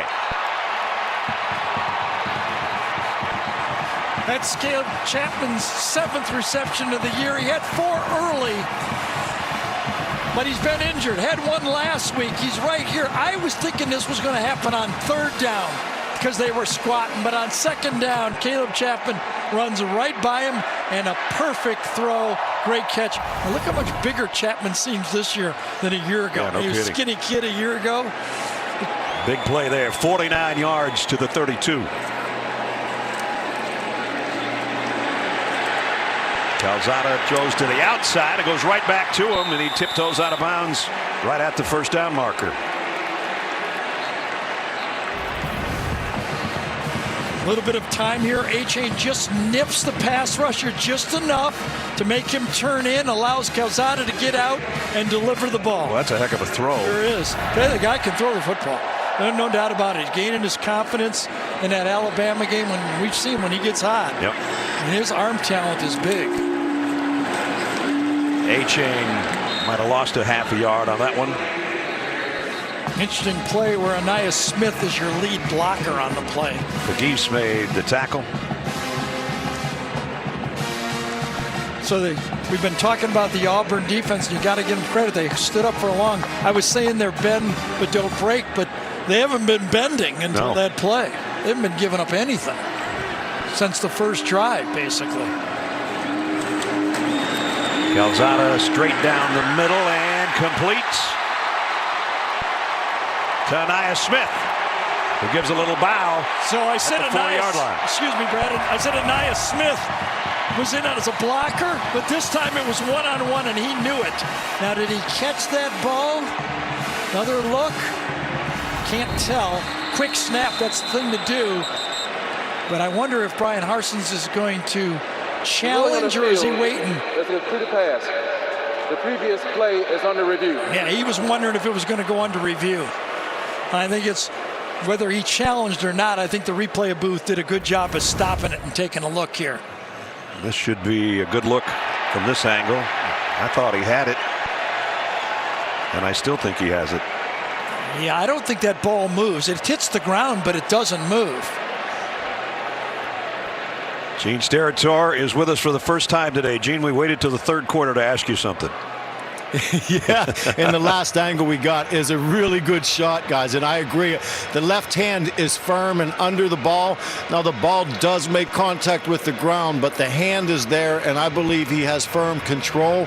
In that case, I don't believe that the ground is aiding him in making a reception of a loose ball, and I would stay with a catch on this one. And Ladarius Tennyson did a good job of fighting all the way through on that play. If it holds, it's at the 4-yard line. It'll be first and goal there. Zach Calzada on that play head as we're looking for the call here. After review, the ruling on the field stands.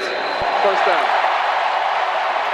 We said Zach's not much of a runner, but on this time, he was a good backpedaler because he was under pressure and he had to give way. He knew he had one-on-one. He knew what he wanted, but he saw the rush and he just kind of fade away throw it that time. He's made 2 really tough throws on this drive. The long ball wasn't even his toughest throw. The other one to Chapman on the far side, and then that one backpedaling, as Gary said, right on the money. Let's see how aggressive Jimbo is, because remember they were down here before and were forced into a field goal. A-chain. Oh boy, flags all over.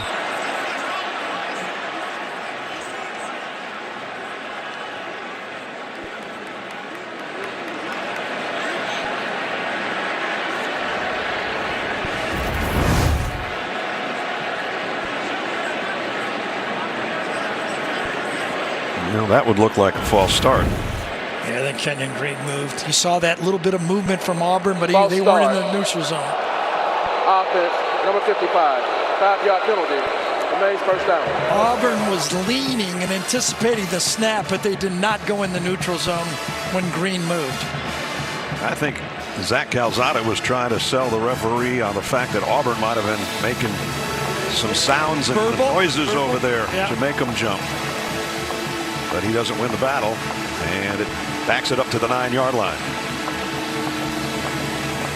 Weidermeyer, the tight end, is in tight on the left, A-chain behind Calzada. 2 tight ends into the left. Oh my goodness. Maybe we're never going to get this first down play done.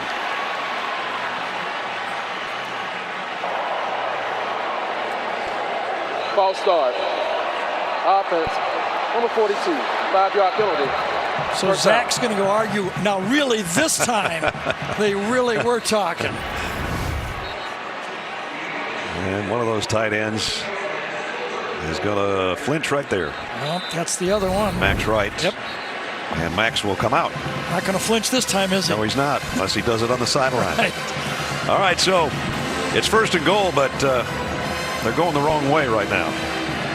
It was at the 4. It's backed up to the 14. Chapman, who has 2 grabs in this drive, is down to the bottom of your screen in the slot, and now they're going to have to take a timeout, I think. Wow. Whew, what a mess. That's a bad sequence. Yeah, that's pretty bad. Just when they had things rolling offensively, they moved it all the way down the field, had it to the 4-yard line, and now they're in disarray a little bit. Vesco brings you today's Scholar Athletes. Luke Deal, who has a catch here in this quarter for Auburn, and Nick Constantino, the punter for Texas A&M, has been a little bit too busy today. And Vesco are proud to support student athletes on and off the field with a donation of $1,000 to Auburn and Texas A&M's general scholarship funds. Let's go out to Jamie. Well, Isaiah Spiller was doing his best to stay warm this entire drive. He was hit late in that series before, but he is back on the field. He waited until this play to become available to the offense again. Now that ankle got tweaked on this pass reception, and now they need him. They need everything they can get on what was a good-looking series till they got it down to the 4-yard line. Now they're at the 14. Well, Jimbo's MO is tight ends, and he's a screen guy. How about a screen to the running back? Get back in the situation right here. So look from behind Zach Calzada, and that close up the A&M quarterback. That's Weidermeyer, the tight end, who shifts over to the left. Calzada looking to the left, goes incomplete to Anias Smith. He got away with the last throw when he backed up, but this time Zach Calzada's footwork really hurt him. Anias Smith was able to take the last one off the ground, but watch how he's backing up again. Does not trust. There's no reason to back up that time. Good protection, and that cost him a completion. Could have been a great catch, but he had an easy throw there. Remember, Anias is the guy that had it with a great catch at the 4 before they had back-to-back false starts. Second and goal from the 14. Chapman in motion from way over on the other side. Here's the screen. That's his Weidemeyer. And a flag down. Guess we're going to have probably a holding call out there. Yep, Jameer Johnson, number 58. Boy, this has been a disaster. Goal-to-goal offense for A&M. 3 terrible penalties and a timeout that was taken. And here's the call. Holding. Offense, number 58. 10-yard penalty from the spot of the foul. Replay, second down. So we said the MO is, there's the hold right there. The MO is screens and tight end. He put it together on that one. Jameer got all of that one. Yes. Just like his earlier holding call in the first half. When he's going to get a flag, he's going to get it with some flair. Third penalty in the red zone. We're not even in the red zone anymore. Jeez. Second down and goal back at the 23. Go fade to the big receivers in the end zone. Quarterback draw. And a head first into Smoke Monday. Now remember, backup quarterback for A&M is a walk-on. You take a hit like this, you're fortunate going head first like that you don't get hurt on the play. It was helmet to helmet. Sure was. So flag for targeting, and Zach Calzada is hurt. Yeah, I was going to say he's dizzy or something. I don't know if that's a delayed reaction or what the case is, but we're going to see the backup He quarterback. got hit on his left shoulder, and it's gone dead on him. Let's go to Jamie. Yeah, his shoulder, what I've observed in this injury before is it's hanging loose on that left side, and it took a second for him to realize it, but he has no control over that left arm right now. Yeah.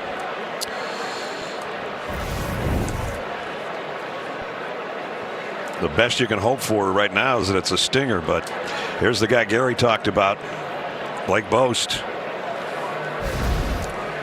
A walk-on who's only thrown 2 passes this year, both incompletions.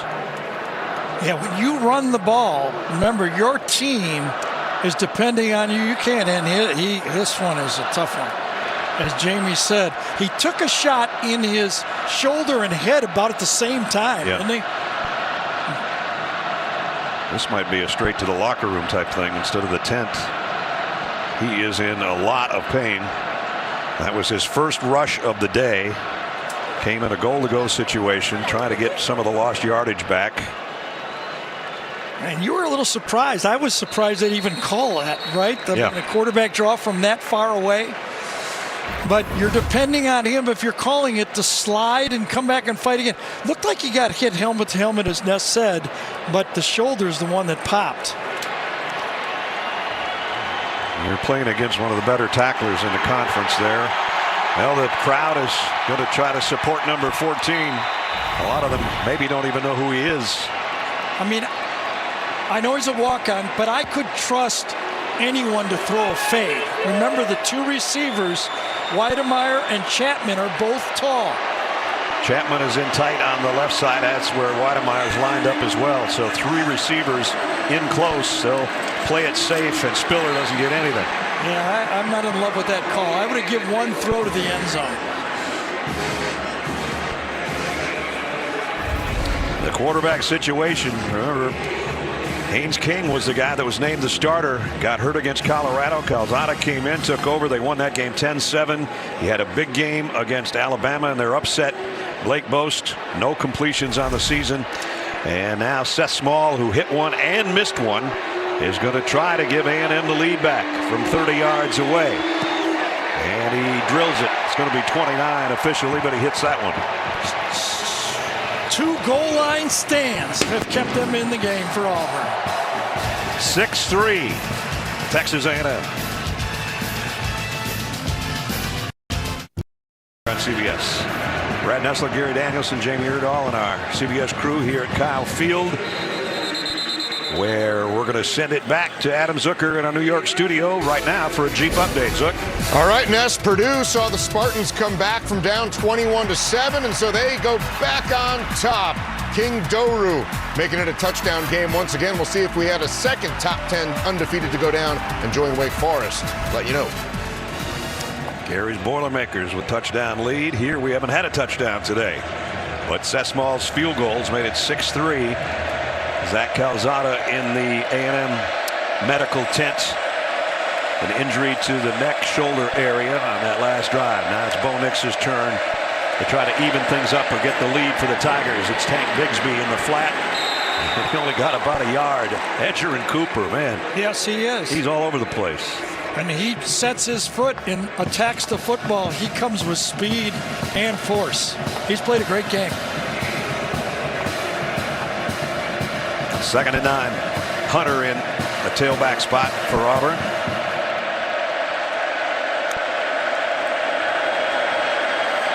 Nick's going to flare it out in the flat to Shivers. Trying to put a move on, got it to the 30, and that's about it. Let's get an update on Calzada from Jamie. Well, as he remains in the medical tent, Jimbo Fisher did go in to check on him for a couple minutes. When he came out, he went straight to Blake Boston. He has started to warm up continuously with his helmet on the sideline here. Thanks. There's a replay of the pain that Zach's in. And the walk-on continues, as Jamie said, to warm up on the sideline, hoping to get the ball back if they can prevent a 3rd down conversion by the Tigers. 3rd and 5. Blitz coming. Nix just throws it in the dirt. I don't think that play counted. It was a penalty before the snap. False start. Offense, number 5. 5-yard penalty. 3rd down. They're probably happy about that. Yeah, Kobe Hudson, I think the wide receiver moved right before the snap. Antonio Johnson was going to try to take Bo Nix's shoulders off his body. I think that's him out there. Wasn't much. 3rd and 10.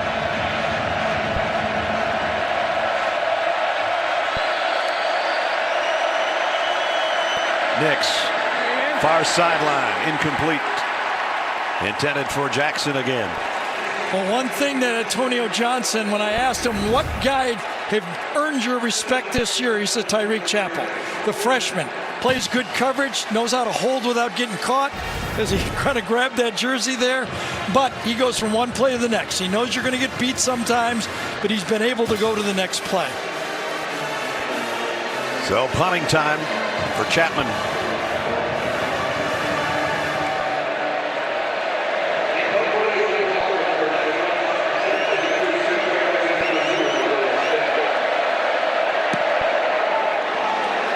This one comes to the near side. Smith trying to track it down. Boy, it's a great roll. And goes out of bounds around the 13-yard line. And they're spotted at the 12. Calzada. Yeah, I wouldn't count him out. We thought he broke his leg and he came back. Yeah. He's out of the tent and he's still trying to get the rib protector and the shoulder pads tightened up. So I don't know. I think Boast is coming out. Freshman walk-on from Groves, Texas. Well, here's the thing. If you're Derek Mason, you're saying he ain't going to throw the ball. So let's play the run. If we have to put an extra guy in the box, let's dare him to throw the football.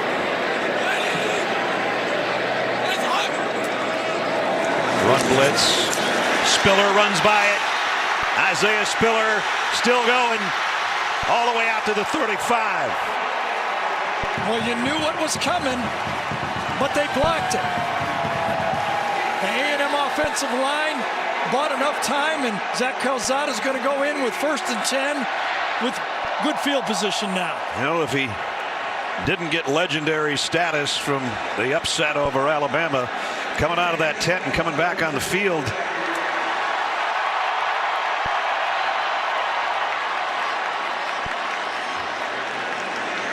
Let's see how he does.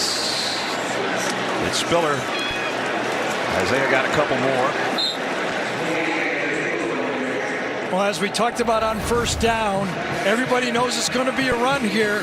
Oh, man, does a job again by Kenyon Green. All day inside, he has been getting his man turned and producing space for the running back. Final minute of the third quarter.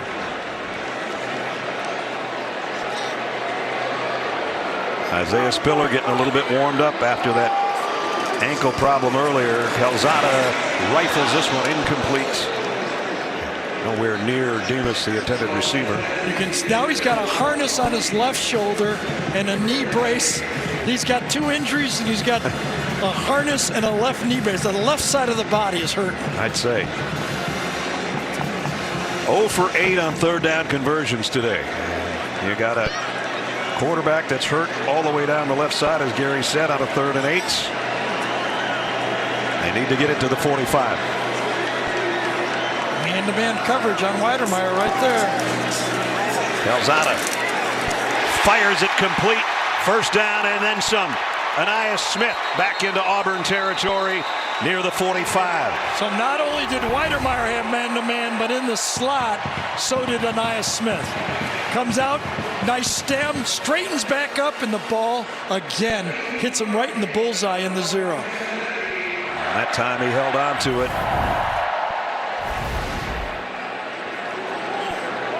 First third down conversion, and it was a big one. Near the end of the third quarter, back to the ground game. Isaiah Spiller for about 15 more. This time the freshman, Fothery, number 76, the right tackle, right there. Watch him handle his man, push him by. This offensive line started to come into their own when they inserted 76 at right tackle. And Isaiah Spiller getting a little bit lathered up. Auburn trailing by 3, and A&M on the move to end the third. Depot SEC on CBS here at Kyle Field, Bryan, College Station, Texas. The hometown Aggies leading by 3 and driving right now as we're set to start the fourth quarter. Second largest crowd ever to watch a football game here. 109,835 on hand today on a picture-perfect day. Zach Calzada, take you back a month ago when we were here under the lights, and Calzada takes a shot to the knee on a perfect strike to Anias Smith that gave him the lead. They went on to get a Seth Small field goal to upset the Tide. This was the scene helping him off the field after that hit. Now today, with a brace on the left knee, he gets met head on by Smoke Monday in the helmet and the shoulder, and everything went numb for a second. And now he's back out there still playing quarterback. As Gary said, the whole left side of his body not feeling so good. It was on that throw that he hurt his knee, but he came back for that final drive after he got hurt that really made the legend of him playing hurt. I think it's Layden Robinson, 64, that's hurt for A&M on the field.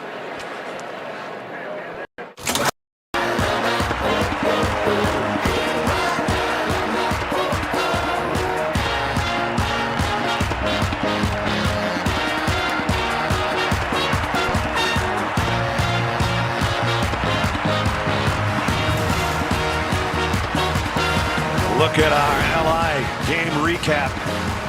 Bo Nix, 105 yards is all thrown with the football. Zach Calzada has warmed up with a couple of long balls in this drive. Isaiah Spiller's up to 94 yards on 15 carries. And we have field goals to show for it. 6-3 right now. Yeah, 2 great goal line stands. And right now you're thinking, like, what should A&M do? And first of all, don't hurt themselves down here. Yeah. Because last time, that's what really hurt them. Just blew up their drive themselves. They had first and goal at the 4 and had 3 penalties. Ended up having to settle for that Seth Small field goal.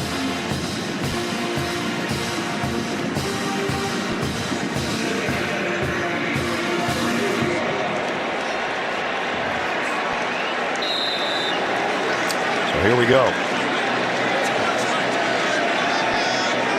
Spiller's been the hot hand in this late third and through the fourth quarter so far. Calzada's going to throw it up the other way, and Aya Smith looking for a block. Wow, nice open field tackle by Tennyson. So as soon as the motion happened and nobody followed him, Zach knew it was zone. He did not have the wheel route, so he went to the drop-off. Good zone defense, Derek Mason, and a nice tackle by Tennyson. So third and long. Remember, third down has been tough on A&M today. They finally converted one after starting off 0 for 7. They're 1 for 9. And they'll have to earn all of this one. Calzada finally throws and skips it off the hands of Weidermeyer, incomplete. Yeah, not much of a chance for the first down there. Weidermeyer actually chipped to help with the pass rush before he went out. He had to be the third or fourth receiver on the play. No chance for a first down.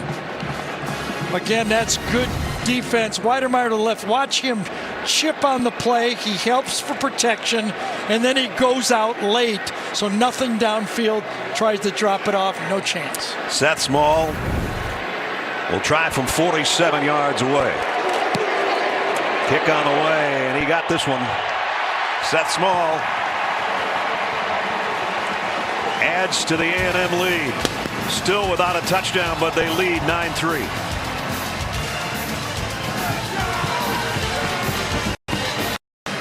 Hangs on to the lead they have right now. Don't forget, later in the game, it's the play of the game presented by Jersey Mike Subs. That was a 58-yard drive and 9 plays by A&M. Took 3 minutes 19 seconds to get another Seth Small field goal. But the way points are hard to come by today, nothing small about Seth's field goals.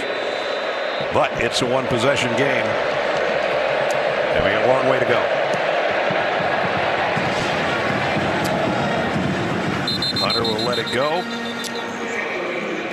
And out comes the Auburn offense to the 25-yard line, where the SEC West standings look like this. Remember, Auburn, if they could keep winning, would put the heat on Alabama. A&M has a win over Alabama, the only loss suffered by the Tide so far this year. Alabama number 2 in the college football rankings, right behind Georgia. If everything held as is, the SEC championship in Atlanta in early December would be number 1 against number 2. And good news for Auburn. Alec Jackson is back in at left guard, the starter. Nix throws it out to Bigsby in the flat. He got 1 block. He got a second block, and he got almost 10. Maybe did get 10. And the blocks were the key. Get it out, delivered well, but both blocks fitted, and they didn't lose them. That's the way it's drawn up. That's right. It's almost like a run play, a long handoff. He did get 10. First down. And now an end around, a flea flicker, and Nix dropped the ball. He lofts it out there. I think that's going to be just an incomplete pass. What do you call a dropped flea flicker? I don't know. That the flicker didn't light. That's something.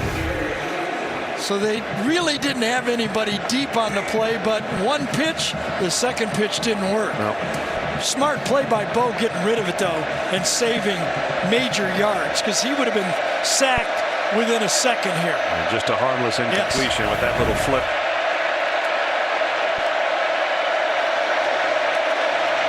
Wants to throw, going left. Now he did drop the ball. Aggies have got it, and it's a touchdown. Michael Clemens.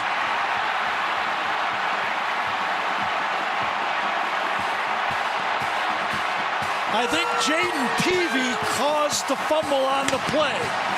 Number 92.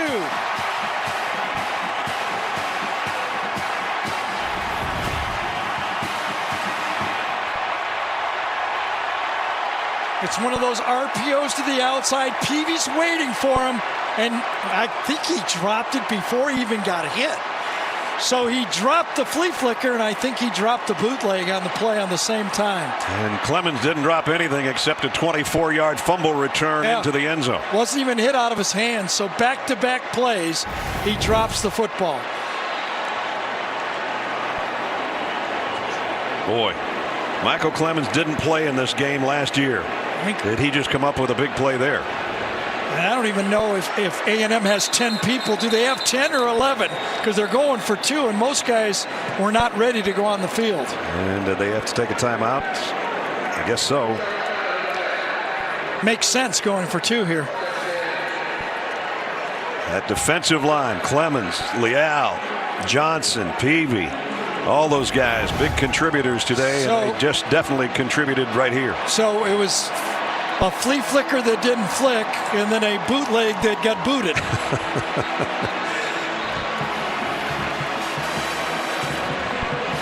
That was not knocked out of his hands. That was dropped. And a look from our AT&T 5G pylon cam of Mr. Clemens doing a little half cartwheel into the end zone for the touchdown. I don't know if they have one of those turnover belts, but who do you give it to, Peavy or Clemens on that one? And now they come out for the 2-point conversion after taking their second time out.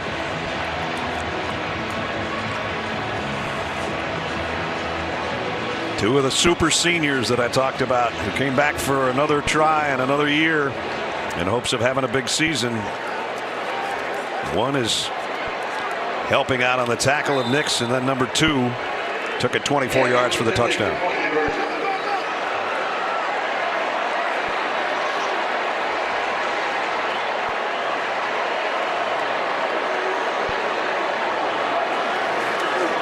Calzada, heavy pressure, throws and got it to Anaya Smith.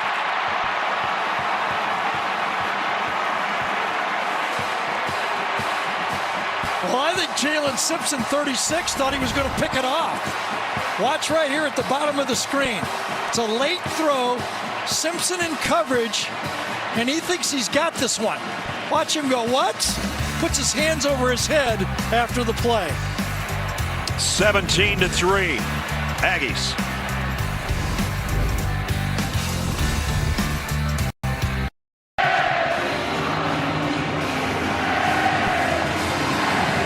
Celebration on the sideline, and why not? In the last 36 seconds, this game has gone from 6-3 Texas A&M to 17-3 Texas A&M.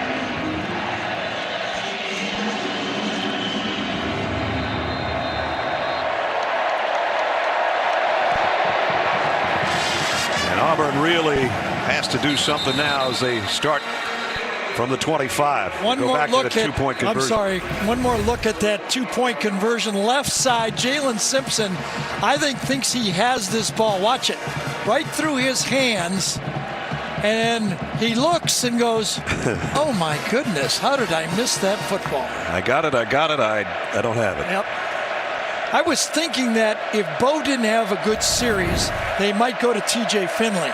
But it was so bad, I don't think Brian Harsons wants to take Bo out after that last series. Hunter. And he goes for about 4 before he stood up. Remember TJ Finley, the transfer from LSU, came in and saved that Georgia State game early in the year. And then talking to Brian, he said they competed all week, all the way till Thursday. And then I went with Bo, and then Bo played well in that LSU game. And he's been playing well ever since. TJ but right there. Not so much today. Started 5 times last year at LSU. Nix, quick slant. And a first down to Kobe Hudson. Here's what Gary was talking about. Things were not going well against the Panthers until number 1 came in and started throwing it around. And then this on 4th down. To steal a game they could have been embarrassed by. Georgia State still trying to get over that one. The one they let get away. Had a couple of comeback wins this year, and they're going to need another one. Screen pass that never materialized. He threw it over Hunter's head almost to one of the linemen. Had it set up, good motion to the right. Comes back and just way too high for Hunter, number 27. Landed somewhere between the two linemen that were out in front of Hunter. Second down from the 37.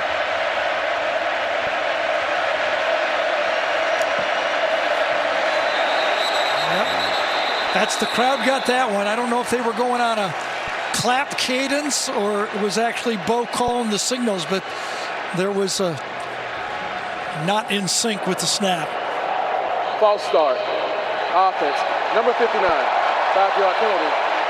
Remains second down.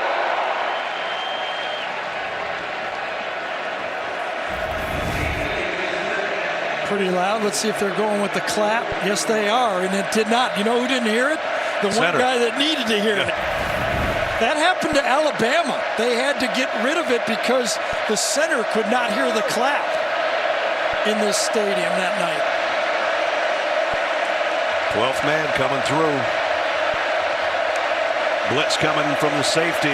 Nix fires nowhere near his receiver again, whether it was just a bad throw or Demetrius Robertson didn't cut it outside, one of the two. One of the other philosophies when we talk to defensive coordinator Mike Elko is to save a look that they didn't show in the first half if he could. I hadn't seen that one before. Line of scrimmage with a safety blitz behind it. Now you think it was loud before.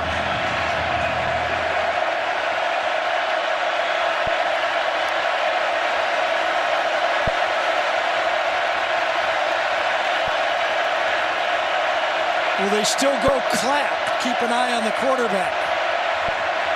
Keep an eye on the clock. Did they get the snap off? Nix rolls to throw and throws it away. Oh, man. Somebody got hit hard at the sideline. Bo got shoved as he let it go and collisioned out of bounds. I think it's is it the chain gang? That was a big, huge hit. I didn't see it, to be honest with you. As Bo is running full speed, he gets shoved, and he does not, and collisions. Oh, man, that's a strong hit. Bo wanted a late hit, and so did that gentleman on the sideline. Here's the punt. Smith trying to clear out his teammates, and then took it on a hop. He makes every punt return interesting. Yeah, that gentleman is still down on the sideline over there.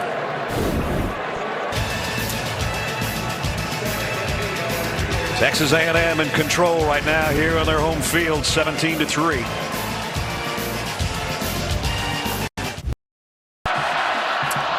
About a half an hour from now, 7 Eastern over on CBS Sports Network. Head out west for more top 25 action. Boise State takes on number 23 Fresno State.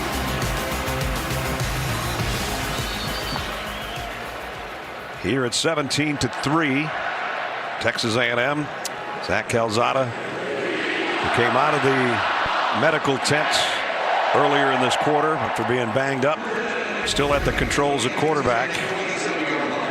I think Jamie's got an update on the gentleman that got hurt on the sideline. Yeah, he's a native to College Station. He lives here. He works typically with the Red Hat, which is what we work with on the broadcast, the crew that deals with the game clock and whatnot. His name is Ron Crozier, and obviously he's being tended to well here by the Texas A&M staff, but he does work every home game for Texas A&M. A-chain, and he dropped the ball at the end of a long run, and Auburn's got it covered inside the 5. I think it was Donovan Kaufman, number 1, who punched the ball from behind. At the end of that great running play, Kaufman, you don't think you're going to catch A-chain, but he had to kind of dodge and weave, and it gave time for Donovan to kind of catch up on the play. So he runs back into him, and then he punches it with his left hand. That was a 47-yard run by Devon A-chain until that play right there that Gary's talking about, and then Roger McCreary covered the ball just inside the 5-yard line. So Auburn's got it back. And how can they do anything with it offensively deep in their own territory? 11:27 to play in regulation. Well, you caught a break. Can you make it work for Auburn? And an opening for Bigsby. Tank Bigsby's got a first down as they're trying to rip it out of his hands. As they talk about with Tank Bigsby, anybody who watches him play, he accelerates with power, and as Brad said, he breaks tackles. He goes forward and falls forward on nearly every run. He got 11 to the 16. First down, Auburn at 11-minute mark.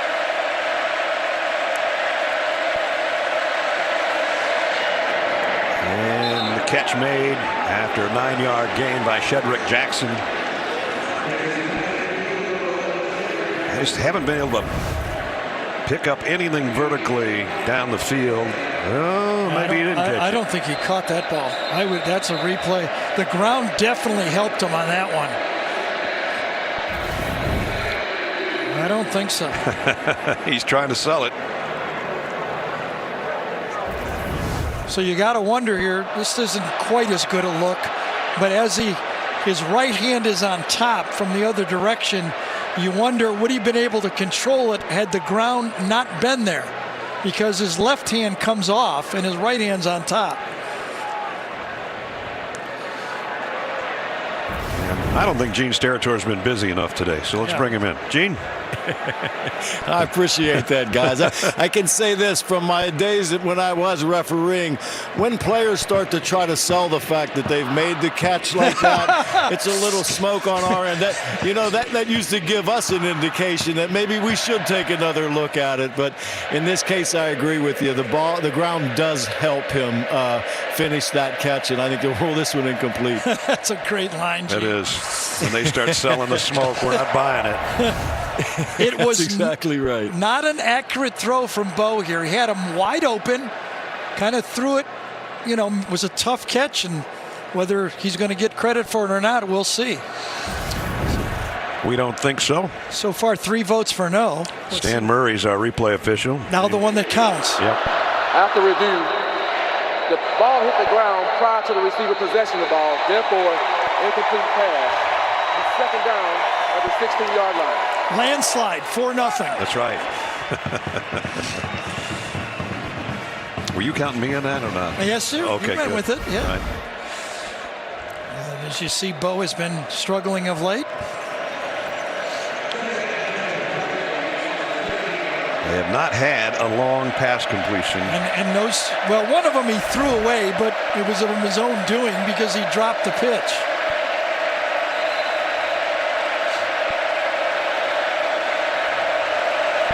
Shanker has been his probably #1 receiver. The tight end who just moved over to the right side.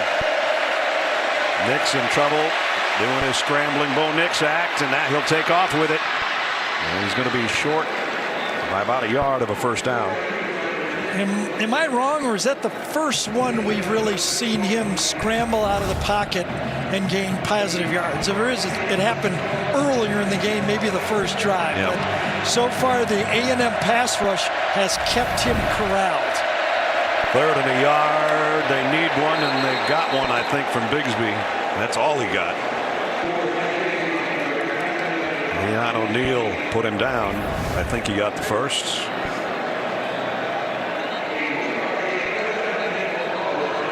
I think you're right. He spun him back, but I think he got past the line. Spotted at the 26. 10 minutes remaining. The 4th quarter. Nix fires. That was a strike.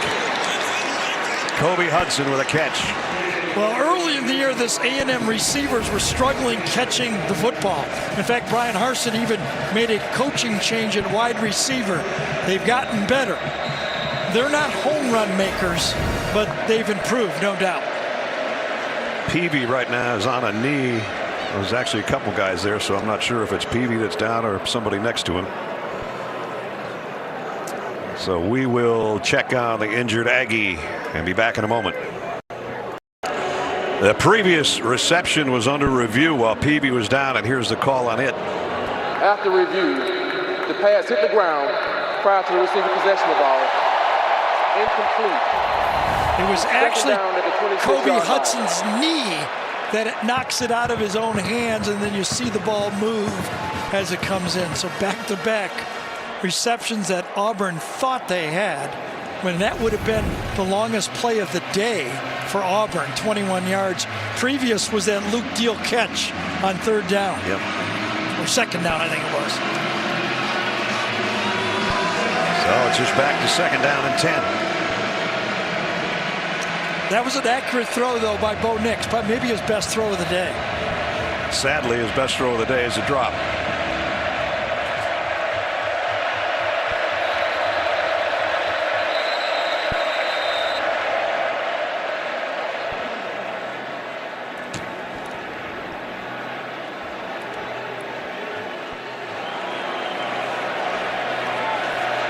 Whatever that stoppage was, unless we have a clock issue.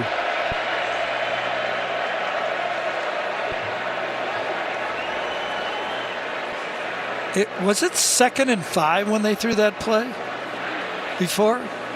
It was 2nd and 10, was it not? Wasn't the first play dropped? Now they've got it 2nd and 5 here. I think they've got the chains in the wrong spot. We have 2nd and 10 on the graphic on our screen. Right. 2nd and 5 is how they have it out on the field as we look at it. Right. I think they got it wrong here because the last pass was incomplete, so it has to be 2nd and 10.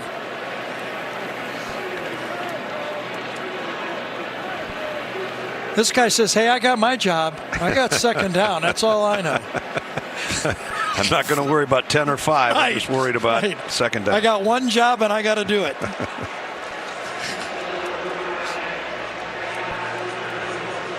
It's a little embarrassing for the officiating crew.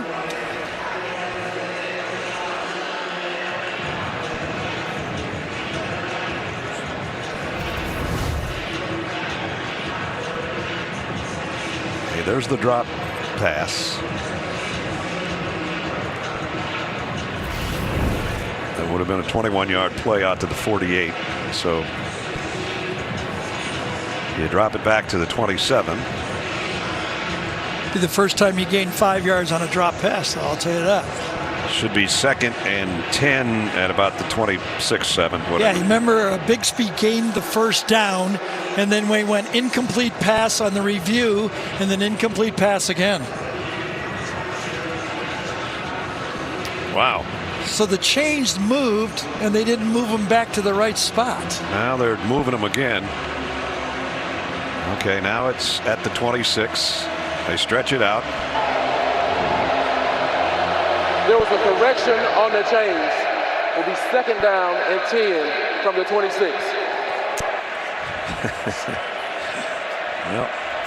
So, as we said, that one guy says, I got my job right there. He's right behind you. The guy right next to him is not doing his job.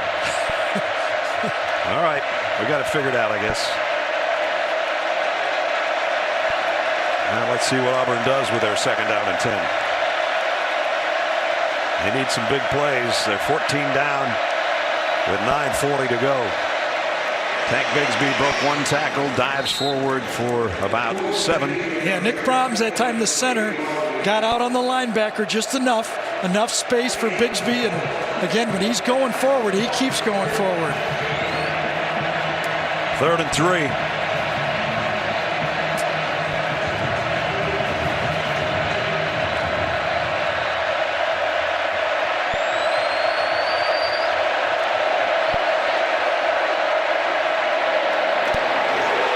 Pass is complete, but Bigsby is drilled by Aaron Hansford.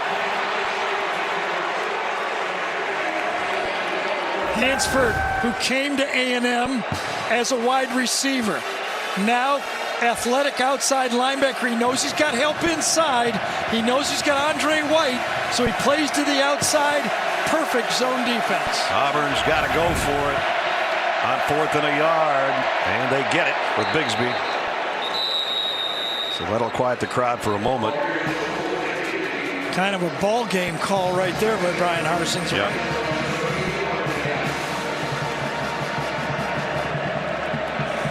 They came into this one with back-to-back wins over ranked teams, Arkansas and Ole Miss.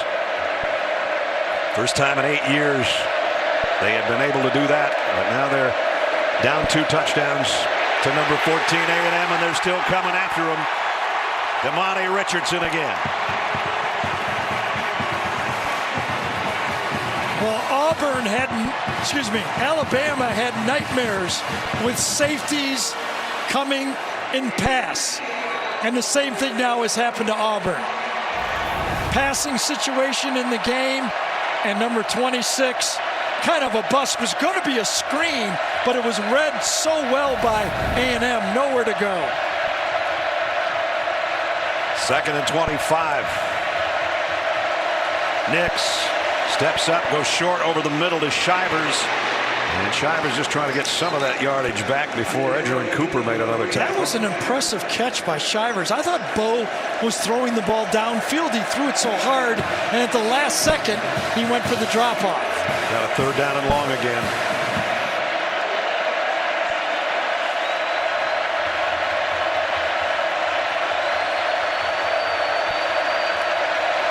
Blitz coming.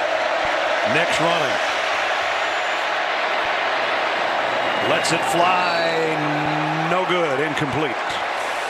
It's funny when you watch the A&M blitzers, they kind of know Bo is going to flush, and they just keep running. It's like they're running a 220, you know? I mean, they get in their stride, watch the blitzer come off the edge, and just keep going. He goes, I'm chasing him. I know he's going to run, and I just keep chasing him and let him feel me. 4th down again. You said a ball game call before. This certainly is one.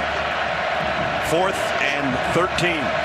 They need to get all the way to the 47-yard line to keep any kind of hope alive here, or A&M's going to have great field position. Nix sets up, throws short to Schenker, but he's out short of the 1st down. So that time, A&M rushed 4, and they spied on Bo, and the completion did not get the 1st down. If it was 4th and 11, they might have got it, but they did not. Well, it was closer than I thought when you look at it on replay. I think his angle was going out of bounds, though. I thought he was a good yard short.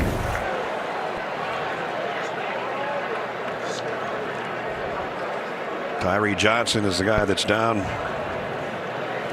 So pick up a 12 on 4th and 13, and Texas A&M will have it on the Auburn side of the football field.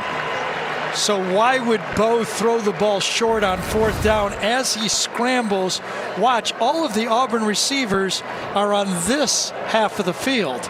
Nobody to throw there. One guy to throw the ball. When he scrambles left, he's only got one guy to get the ball to and hope he can get it across the line. And while he stretched out outside the chalk out there and may have looked like he got to the stick, as far as the field itself, he was a yard shy.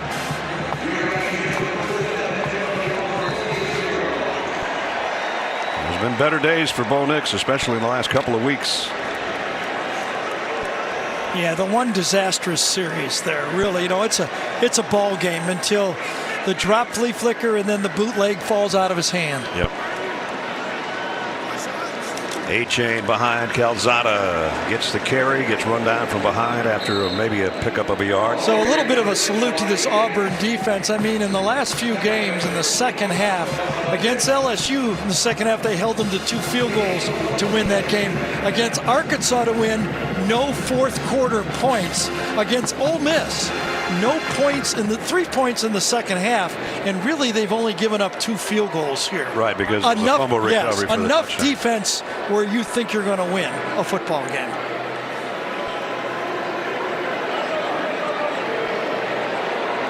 Can't ask much more out of your defense than that. A-Chain the other way. Same result. Got back to the line of scrimmage. That's about it.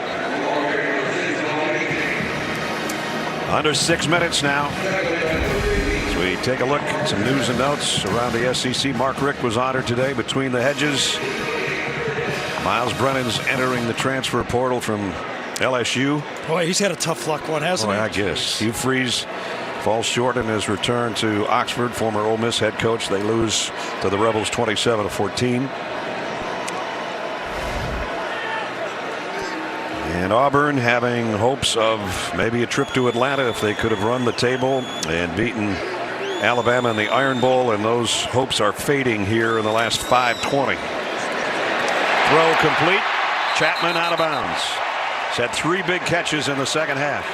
Yeah, nice route. Remember, Chapman's got the speed for the deep route, and this time enough chance for Calzada to throw this one in rhythm and wide open to the outside. So 18-yard pickup for number 81. And remember, I was saying I wouldn't go much more at McCreary. They haven't. Since the first quarter of the game. That's not working. No, that's not working, and smart enough to go the other direction for A&M's offense. Oop. Well, they're about ready to snap the ball, and Jalen Preston says, "I've got a cramp here." He was actually in motion and just sat down. Yeah, Jalen Preston wanted off the field. He was coming to the sideline, but they waved him back on, and he said, "No, I can't do it. I'm just going to sit it out."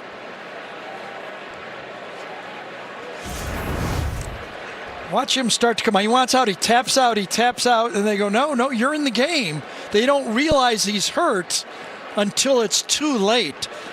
And then he says, well, I can fix that. And he walks off. Now it's time to take a look at our GMC game changer.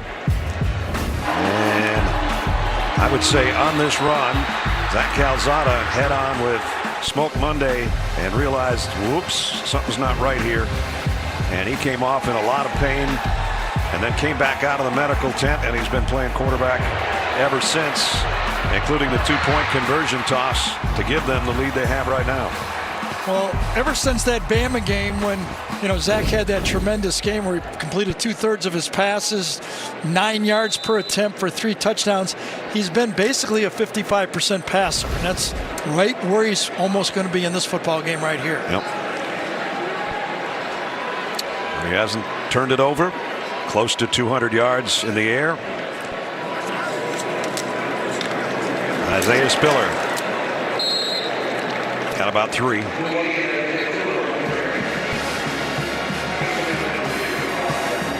And Isaiah pretty close. Close to 100. Yep. He's got 500-yard games already this year. 15 in his career. 97 on 17 carries. With the stop here, I would assume Auburn would take a timeout.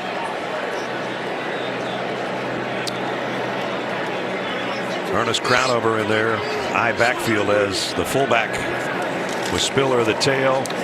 Isaiah, a little hesitation in the hole. Now he's got 100. Well, why not go fullback isolation on this day-to-day when we started out saying it's an old-time football game, and so what do? Line up with a fullback and go ISO right. 16th 100-plus game now. And Isaiah getting close to 3,000 in his career. He's been a heck of a player here. Again, the standings and what's at stake. A&M trying to go to 4-2. And remember, they have a win over Alabama should the Tide slip up. As everybody's trying to get to a date with Georgia and Atlanta, and Calzada, some miscommunication there, turned around and looked for somebody to hand it to. Yeah, either Devin A-Chain went the wrong way or Calzada went the wrong way. But there's nobody but me, and I got the ball. And I got a bad shoulder and a bad knee, and I'm not going to go any farther. I got nothing on the left side I can brace up after this. I'm out.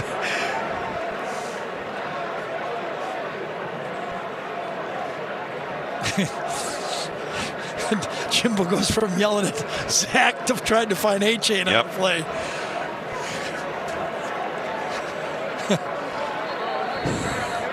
I don't know which one of you made the mistake, but I'm going to let both of you have an earful. Get it a little bit. I'm going to share it.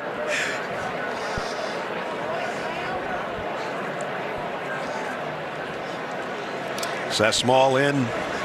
They'll try another field goal here. This is going to be down at the 27, maybe the 28. Yeah, make it a 3-score game with this field goal. 37-yard attempt for Seth Small. And much like the kick against Alabama, had that little left thing going and then right on through. Tack on 3 more.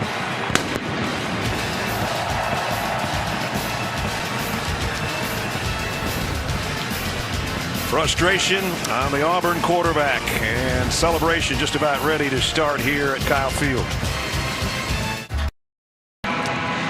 Didn't have to go very far to get that field goal, 26 yards and 7 plays, but they did eat over 3.5 minutes off the clock to get the field goal from Seth Small.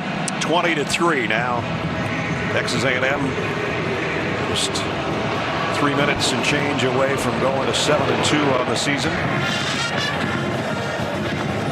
And Auburn's going to fall to a disappointing 6-3. Let's get another update in New York. Here's Adam Zucker. Zucker. Hey, Ness, you guys showed the West standings a moment ago. This one's getting tighter in Fayetteville. It was 23-14 Arkansas, but Miss State's Will Rogers, that record performance last week, zipping it through the defense. He's got 285 yards, 3 touchdowns. This one to Ra-Ra Thomas, who has his own sort of Ra-Ra. And the Hogs still up by 2. Keep you posted. All right, Zuck, thank you. Will Rogers having himself a year. Yes, he is. He's going to be dangerous next year at Mississippi State, I believe. Bo Nix looking for some kind of late magic here. That just a short throw, a pickup of 4. And Zook was just talking about the standings, and we just showed them to you, the remaining schedule for Alabama. LSU tonight, New Mexico State, Arkansas, and then the Iron Bowl against these Auburn Tigers on Thanksgiving weekend.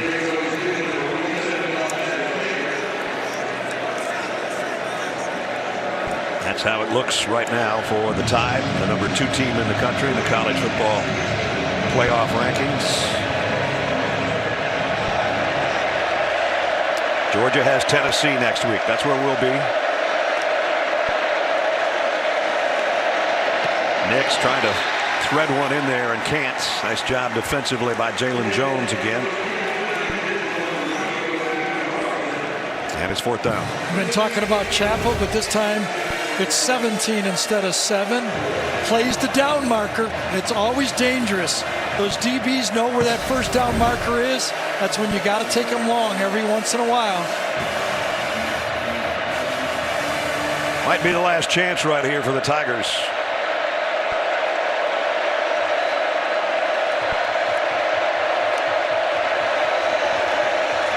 Nix, low, picked off by Jones. Got a hand on the last one, got both hands on that one. So what I'm talking about again, to the outside, is Bo's trying to throw for the first down. Watch out here, the receiver goes right by Jones. He's got an easy throw to the outside, but he goes to the short one, and they're playing and squatting on it and gets the turnover. Nice grab, too. Kept both hands under that one. Jalen Jones picks up his 2nd interception of the year. Thinking it's going to be man-to-man that time. A&M switches up, squats in zone, and gets the turnover.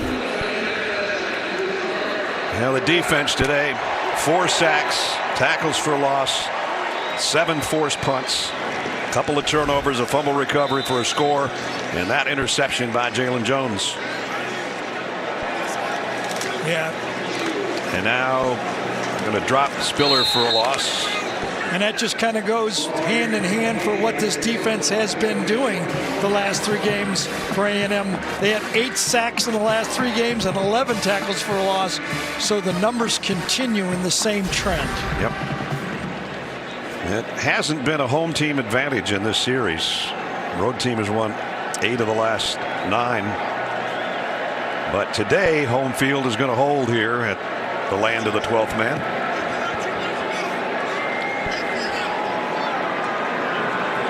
Calzada just trying to use all the clock he can. Run blitz coming. Spiller trying to get the yardage back that he lost, and he does. Puts him back over 100.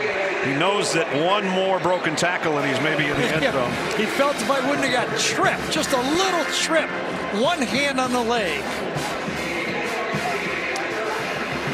He had gone over 100, then they dropped him for a loss, and this time, if he could have kept his balance, he probably would have ended up in the end zone. Yep.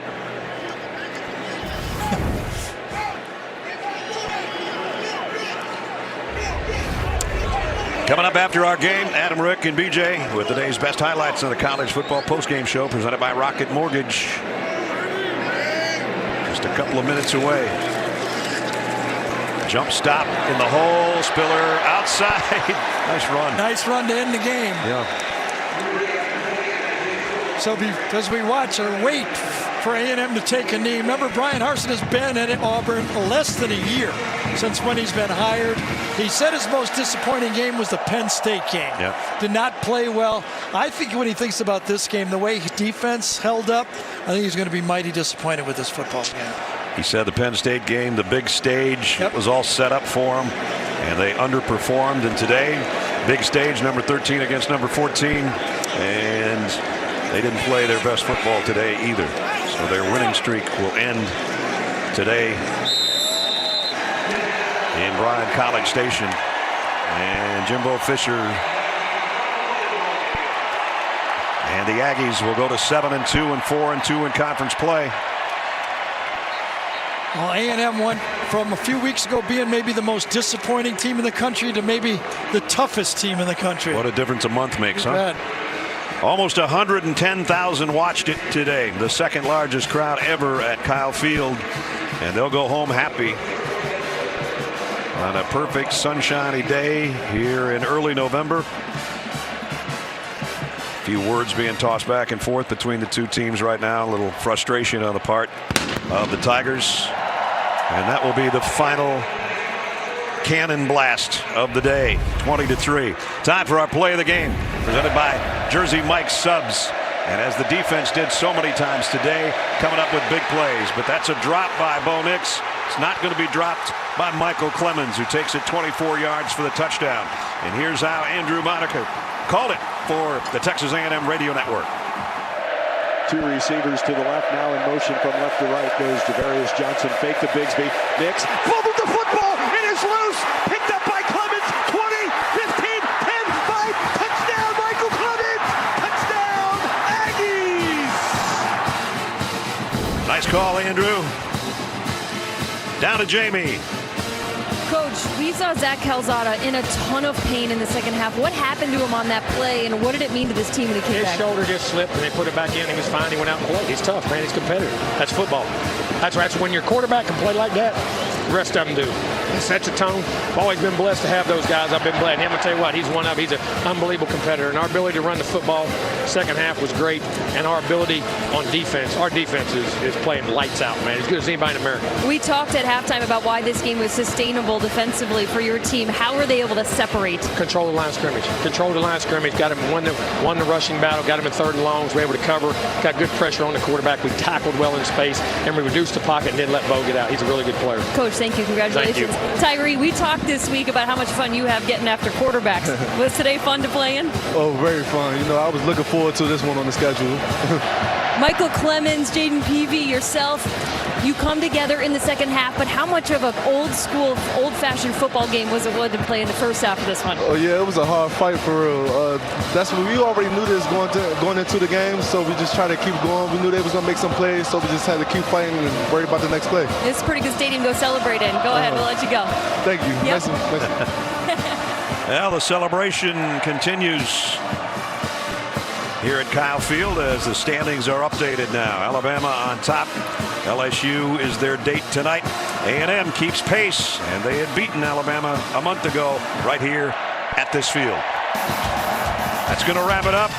As the alma mater is done, the cadets are not done. The party is just starting in Bryan College Station.